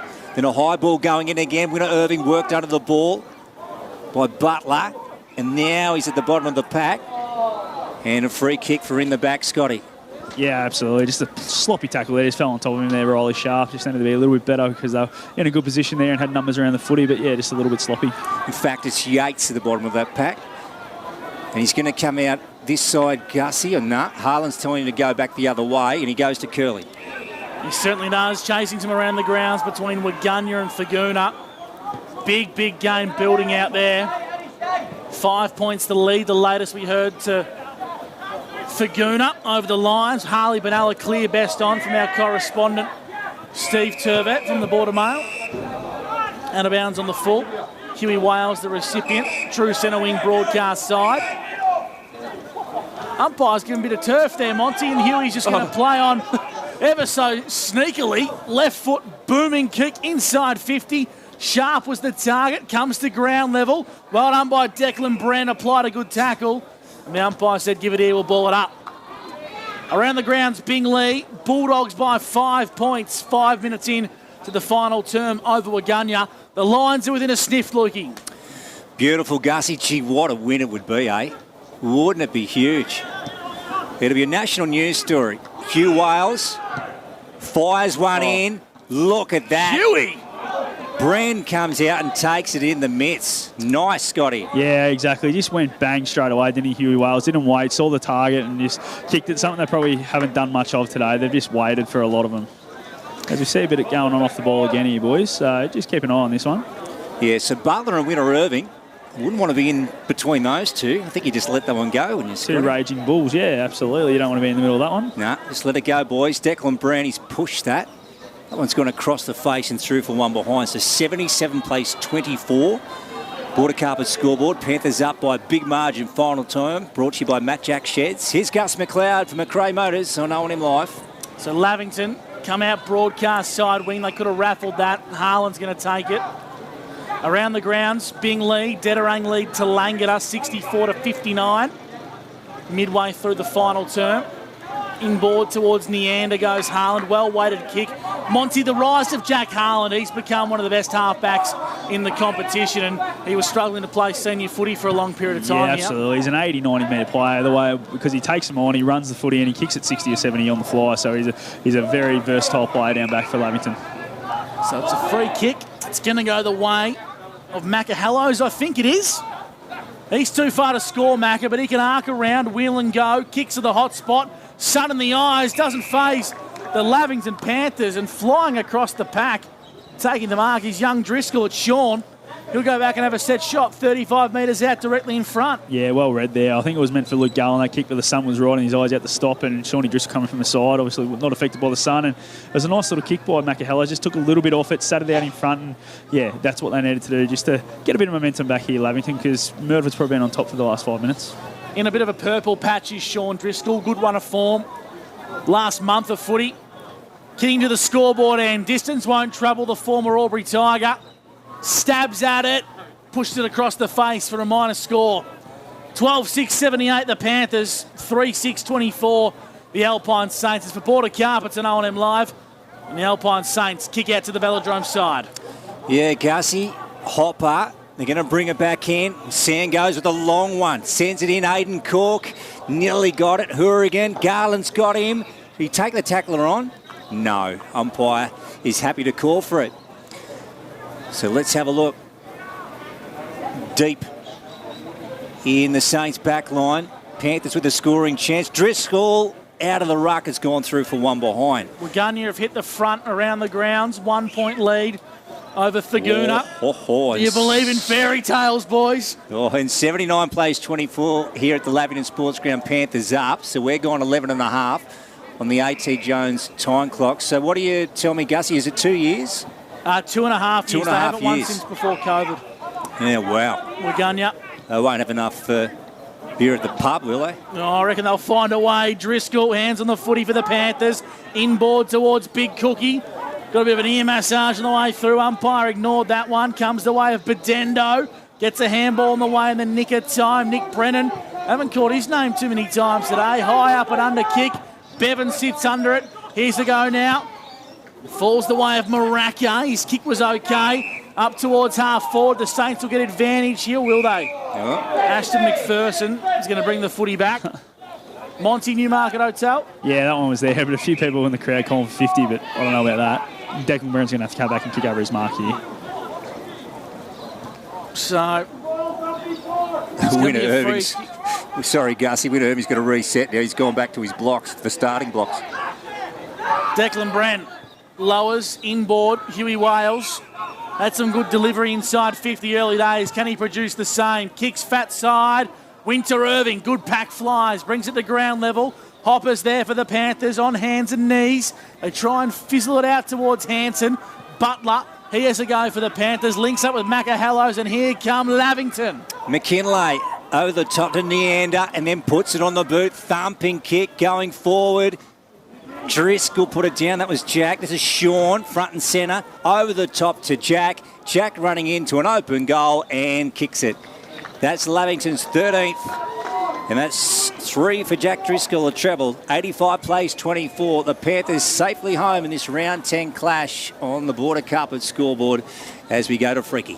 Yeah, only 4 inside 50s in this last quarter for the Lavington Panthers, but been able to nullify any forward thrust that Myrtleford's had because the Saints have had 8 inside 50s in this last quarter. Ewan McKinlay's got busy. Again, after a quiet third quarter, he's had the 5 in this last term already. Takes him up to 20 for the game to go along with his 2 goals. Jake O'Brien's up to 20 disposals for the game. Jack Harlan's up to 18 for the game as well.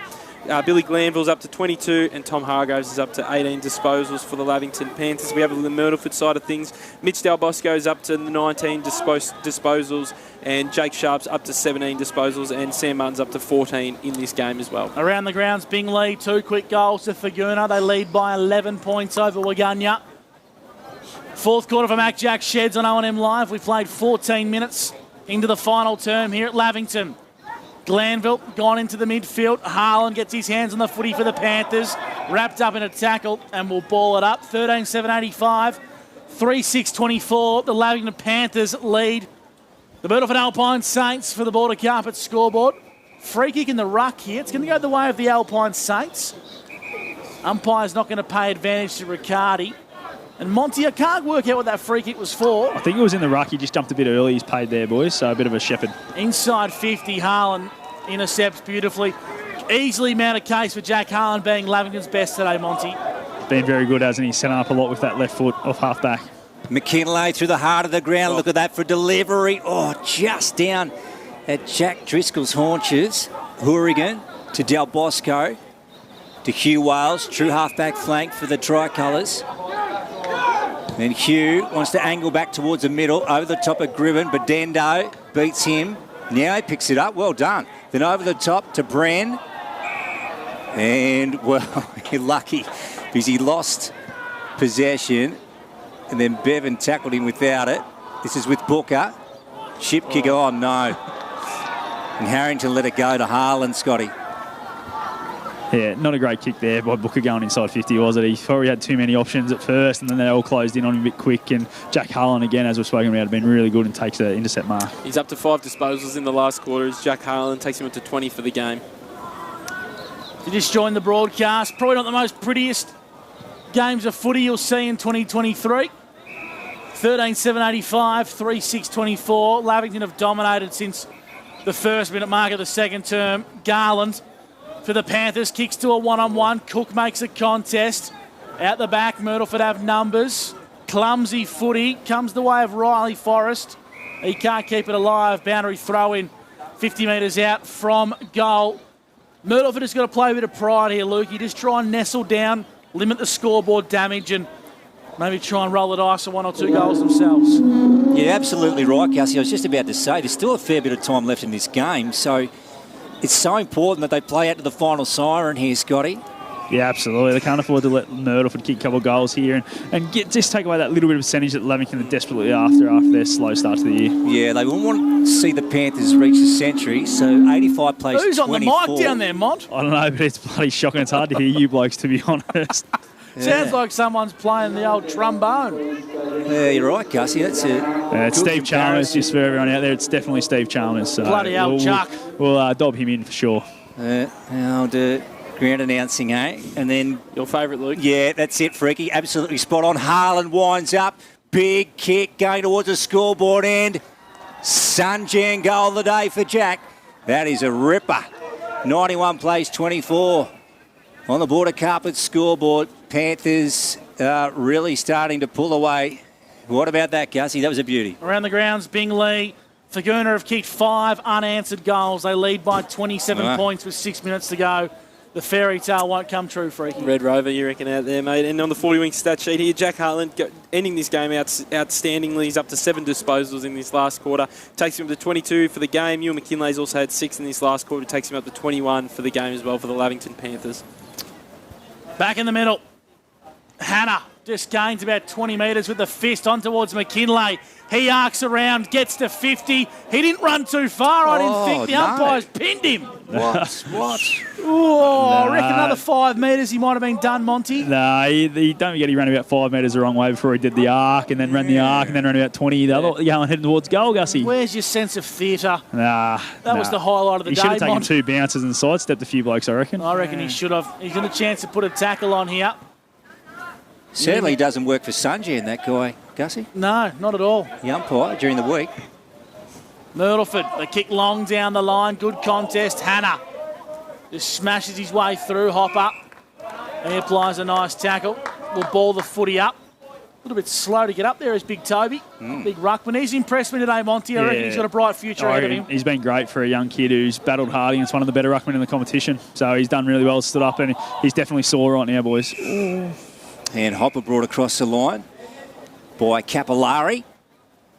So let's have a look here. Let's see if the Saints can win this clearance. It's been a long day for them this afternoon. Round 10 here, the visitors. And then Hannah Off the ground, who's first to this? Curley. But coming from the other way was Jacobs. Well done. Hard ball get to McPherson. This way to Maraka. Beats him. And McKinlay's closing on him. Maraka down the line. Won't find a Saint. Yates to O'Brien. Quick one to Neander. Oh, well done. To McKinlay. Over the top. Turns it over, though, to McPherson. And then that ball is coming across the line in between the interchange games as we go back down to you, Scotty, for the new mark. Yeah, young McPherson there, he was only looking for one thing, wasn't he, boys? Get that ball out because pressure was closing on him, but did well just to get it over the boundary line. And Myrtleford here, they're really showing some signs. They haven't pulled out on any contest in this last quarter and just keep going. 50-50 in the ruck. Handball comes via Austin Wicks onto Sam Martin, who gets the ball back to Del Bosco. Kick was smothered, well done, McKinlay. Here's another go for Jacobs. He gets the ball to Riccardi. Out wide, go the tricolours now inboard, dangerous kick. Lavington players have numbers. It's Haaland. He finds a left foot kick up towards Curley. Looking for a bit of an extra 50-metre penalty. Umpire said no. Top of the goal square, too strong, too big. Big Jack. Jack Driscoll, point blank range, directly in front. He'll chip over the top. This could be a comedy of errors. Billy Glanville wasn't looking, fell into his lap. And it's an open goal, Monty. You could have put some Benny Hill music to that. I tell you what, I'm glad he looked when he did because that was going to hit him in the back of the head then and roll through for a behind, which would have been one of the funniest things in the world, I reckon. But Jackie Driscoll, how good was that grab? But he's got to get a bit more selfish, I reckon, as a key forward. You don't give those ones off 20 metres out straight in front. Certainly not in the Scott Montgomery school of goal kicking, that one, is Definitely it, mate? not. No, you don't give them off from inside 50 for me, mate. 15-7-97, the Panthers. 3-6-24, the Alpine Saints. It's all thanks to Border Carpets as we go to Brad Freak for 40 winks. Yeah, they only had the 5 inside 50s in this last term, Lavington, but just been able to take full effect when they go forward. 9 for Myrtleford in this last term. We've been seeing Jack Harlan's praises in this last quarter. He's up to 8 disposals, which takes him up to 23 for the game. So he's been outstanding off that half-back line for the Panthers today. That was one of those moments, though, Scotty, we were just talking about. So over the top to Billy Glanville, and the Saints' heads weren't in the game then. They just allowed that to happen, didn't they? Yeah, absolutely. There was 3 Lavy players standing there too, so any one of them could have raffled it. So they just got to switch back on here, Myrtleford, because otherwise this last 5 minutes could be a long 5 minutes. Yeah, that is exactly right. So they're 3 points off the century here, Lavington, on their home turf. Neander, they'll rack up their 5th win of the year, the Panthers. O'Brien, Neander again. It's been good in the last term. Driscoll, Del Bosco, ball going to ground, and it's going to be tied up. So we've got the Swannies and West Coast about to bounce in about 4 minutes' time, and poor old West Coast had their worst season since entering the competition back in 1987. So just the 1 win of the year, Gussie. It's been very poor for that once powerhouse club. Of course, AFL Nation tonight on 2AY and 3 and 8. Following our O&M Live match of the day. And then tomorrow, the Wang Derby, which you'll catch right here. Yep, that's it. Shaping up to be an absolute ball terror. Scott Montgomery doing the Michael Dublé, 2 games of footy in the one weekend. Heading down to home turf in Wangaratta. I'm up for mayorship, don't forget, so I've got to get some votes down there tomorrow while I'm in there. Kylie King and Scott Montgomery, the 2 mayors of the cities. Good ring to it, if you ask me. Magahallows tries to run on to the end of this one, just couldn't quite gather the footy. Spills out towards Riccardi. His numbers, please, Brad, 40 winks. He's coming up for his 19th of the game, Gus. Been gallant today for the Tricolours. Umpire will ball the footy up. True centre wing, Velodrome side, 97 plays 24. Border Carpet scoreboard, 24 minutes gone. The siren looms on what it's been a pretty ordinary game of football at the sports ground, Lukey. Yeah, that's it, Gussie. It hasn't been the easiest game on the eye. McKinlay, big raking hand pass. Harrington. Here's one for you, Scotty. What's your campaign slogan? Just Monty's the great or something like that, you know. Just something Monty's basic. the great? Yeah. You reckon that'll win a few votes? Make Wang great again. Make Wang great. Yeah. Righto. We'll run with that. Scotty Montgomery's political slogan for this year's campaign is Make Wang Great Again. Get behind him. Vote 1. Vote 1. Scott Montgomery. Balls in the hands here of Jai Cribben. Kicks into the pocket. Poor kick. Monty, how many times today have we seen Myrtleford go inside 50 for Lavington to chop out? within 30 metres of goal. Yeah, so many times today. They've been fantastic. I mean, the smalls, especially like Sam Hopper and guys like that, they just get in the hole and they don't flinch. The big boys are coming and they know it, but the Spinner and Butler and those guys, they definitely put the work in to make sure they don't get run through the smaller guys that are putting their body on the line. Brad Freak, 40 winks, inside 50s in the final term. Yeah, Myrtleford's still on top in that area. They've had 9 to 6, but just again, the consistent theme of the day has been able to have their opportunities, but not been able to capitalise it on the scoreboard. Only 3 goals to 15, and they've had more inside 50s. A lot of positives to this Alpine Saints side. They just got to click it into gear and play 4 quarters of footy. Lavington going to attack. Jack Driscoll beat 2. He's sitting on his bum. He's going to have to flick the footy out here. The umpire said you might have had no prior.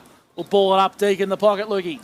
That's it, Gussie. So close to siren time here. Lavington Sports Ground, lights on. 97 plays 24. Panthers lead. Almost 25 gone. Border carpet scoreboard. Now, what's happened here? Yeah, so there was a hold on the ball, yeah. And then the goal kicked by J.K. O'Brien, I think, along the ground. Yeah, So. Good eyes, Mike. Well spotted. Yeah, J.K. O'Brien in the 5 Guernsey. Long sleeves for the Panthers, just putting some icing on the cake, Scotty. Andrew Yates was the one that laid that tackle too, so he'll be spewing. I reckon that might have nearly been his first shot at goal for Lavington in the seniors, so he'd be spewing about that, I reckon. Might cost his spot. Monty. No, I think he's been all right today, off half-back and in the back pocket, so, yeah, but you'd be spewing if you've been moved forward in the last quarter and someone steals your goal on you. One for the highlights reel with his one-handed pluck too, Freaky. Yeah, absolutely. I've got a good story about being cost a goal like that. I was playing footy reserves for Key one day, up by 150 points, ran into an open goal and the full forward who'd kicked 12, Nat Sarriman, feigned a handball to me. There's no one around us and then just kicked the goal himself. Nat Sarriman was the full forward. Yep. I thought you were going to say he tackled you, Freaky. No, wouldn't pass it off. Neander inside 50 for Lavington. O'Brien. Driscoll over the top. One more to Hanson, who he fumbled. On the last line of defence, the Alpine Saints have to retreat. Just pinballs around now, 30 from home. Sean Driscoll's lifting, and he wants to get a goal. Wicks in the bottom of the pack will ball it up. No, it spills out. Hanson. Now we'll ball the footy up. Remember the day you did the boundary umpiring, Freaky, and you didn't get a touch? Yeah, I did. That was a long day, doing a quarter of the ground and not getting one throw in. Why else do you do it? Full time around the ground. Staguna have defeated Waganya 98-70. The closest Waganya have got to a win in a very long time. And the full-time siren sounds here at Lavington. 16-7, 103 to 3-6, 24. Lukey, there's no way to sugarcoat this, mate. It wasn't the best game of footy we've seen here on O&M Live. And it's probably a game that sort of sums up where these two sides are at. Yeah, that's right, Gussie. So, huge win in the end of the Panthers. So 103 to 24 on the Border Carpet scoreboard. And that final term was brought to you by Matt Jack Sheds.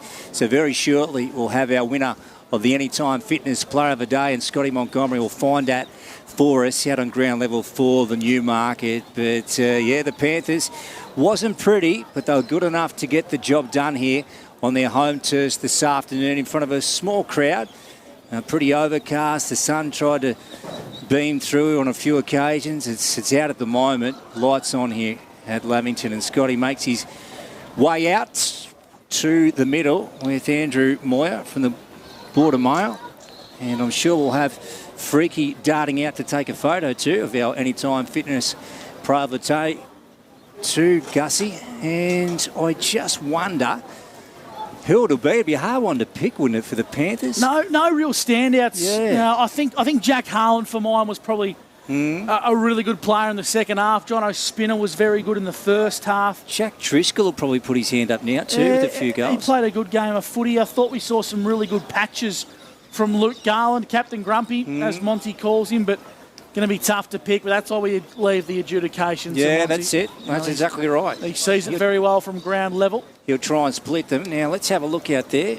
Scotty Montgomery, who's he going to try and reel in out there? I reckon he's going to try and get Big Jono Spinner. Is who I reckon he's going to make his way to. Yeah, I reckon he's got him. There's the handshake, Gussie. It's the official handshake. That's how you know you've got it, the Anytime Fitness Player of the Day. Jono Spinner, or Spoons is the ball. He's calling him, and he's with Monty. Boundary side for Anytime Fitness. Yeah, boys, Anytime Fitness Player of the Day. Spoons, mate. Really good win by you, boys. Really sloppy first quarter, but after that, your last 3 quarters were really good.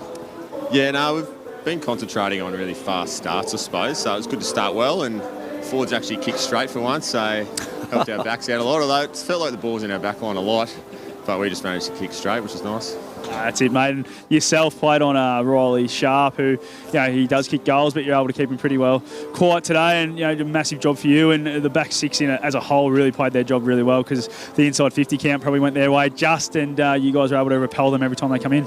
Yeah, absolutely. It's sort of nice to play on players just have a simple role, keeps things simple for me, and boys around really help a lot, like Jacko and Butsy flying for the marks, and Nico Brennan back in the side, going really well. And Yatesy had a great first game today, so yeah, love being part of the back six, which is good. That's good, mate. Well, I'll let you get in there because the boys are rushing off on you, but go and enjoy it, Spoons. Thanks, Scotty. Good, mate. Scott Montgomery, boundary side, with Jono Spinner, our Anytime Fitness player of the day, and he played a really good role, Lukey, for a guy that come to the footy club late after his work commitments brought him back to Lavington. He's been playing footy up in Canberra. He's been a really welcome addition back into this Lavington Panthers outfit. Coming back from Canberra, Gussie, he'd enjoy the warm change. Yeah, it'd be like going up to the coast. Yeah, it would be. That's it. But look, he's a good sized player. Was solid this afternoon, and he's a guy who could play at either end of the ground as well. So well done to him. As the Panthers are going to greet their fans, Gussie, in front of the Hartley stand here, and they'd be very happy with that victory on their home turf today, and that took them to 5 wins for the year. Certainly has, and what it does do, Luke, is it does mathematically and optimistically keep them in the race for finals footy. Yep. Mind you, I just don't think that we haven't seen their best footy just yet. What I'm seeing from Lavington is not a finals outfit, in my opinion, just yet, but I think they've got the capabilities to do it. Yeah, that's fair. That's right. And look, it's been said so many times on R10 Live this year, but we know how well they finished off the season last year. So they're gaining momentum again. And look, the form coming in, losing by a point to the Albury Tigers on the Albury Tigers home turf a fortnight ago was good. But they had to do it again this afternoon. And admittedly, they've done it against a lot lesser opposition in the Saints, who are just struggling a little this year. But in every sense, it was a win, and it was a big win. Certainly was, Lukey, and unfortunately the Alpine Saints just weren't able to hack it today, mate. It wasn't a day for them. It wasn't a day for their kids. They'll learn a lot. They had a lot of the footy. They went inside 50 a hell of a lot. They did, yep. Monty's going to track the Lavington boys in for the song. Of course, we're deep underground here, Lukey, so not always the best reception, but we'll see how we go. Yeah, we've got to try and find reception in the concrete jungle down there, but hopefully Scotty can do his best, and we will get the club song of the Panthers. We've got a big function on here, don't we, next to us? Gussie, it's certainly you're rocking and rolling in there tonight. I reckon Monty's turned the mic off, boys. Yeah. We might have lost Unless him. he's lost him completely. Now, we haven't seen Freaky yet, though. We might have to put him on the walkabouts, has he? On the missing persons list as well. Freaky was down there taking fun. Unless he's ducked off to the bar, Freaky might have knocked off. We might have lost a bit of contact. We'll take a break here on O&M Live. The drive home's coming your way on the other side. O&M Live seeing the Panthers run away victorious. Comfortable winners over the Alpine Saints. You won't miss a thing on O&M Live. Clear. Looking for somewhere great to eat? Check out Social Dining and Bar. And right now, you can get a crumbed barramundi fillet served with chips and dill hollandaise from just $22. Come and be part of it all at Social Dining and Bar at the SSNA. Pain or injury can stop you from living life to the fullest. Albury-Wodonga Private Hospital specialises in advanced orthopaedic services and offers a full range of care from diagnosis to surgery and rehabilitation. Get back to the life you love with our support.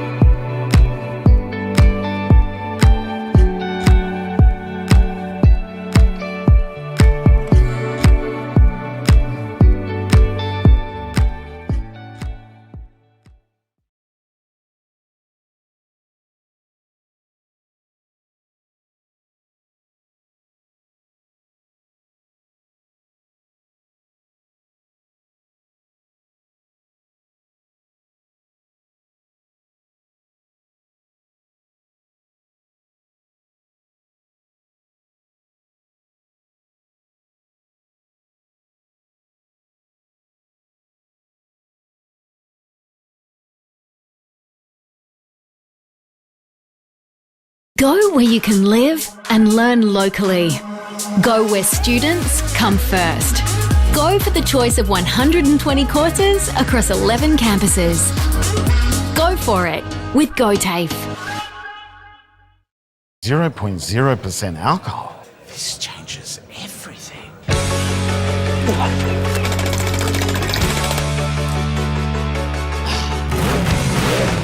Rewrite the rules. Carlton Zero.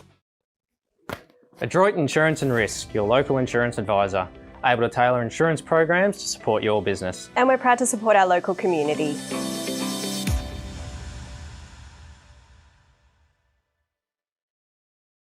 How many subscriptions do you have? One for entertainment? And one for news? And meditation? One for sport? And one for music? Whatever you're into, you can now manage select paid subscriptions in one place and save up to 10% with Optus SubHub. Discover what's trending and save by bundling them all together. Streamline your subscriptions with Optus SubHub. It starts with yes.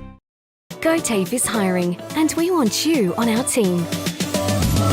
Flexibility, professional development, generous remuneration, and a staff wellbeing program are just a few of the great benefits we offer. If you have a passion for your skill or qualification and you're looking for real work-life balance, then GoTAFE is the place for you. GoTAFE is leading, Inspiring. hands-on, Flexible. Fabulous. We have dozens of trainer positions and corporate roles open right now. Get in touch today.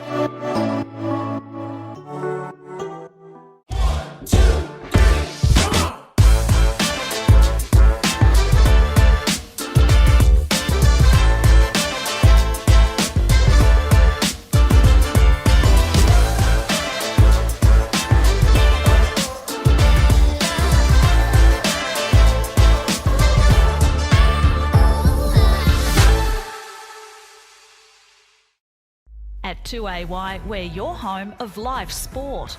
Every weekend we bring you the best live broadcasts of the Ovens and Murray football and netball. Listen this weekend on your radio or the 2AY app.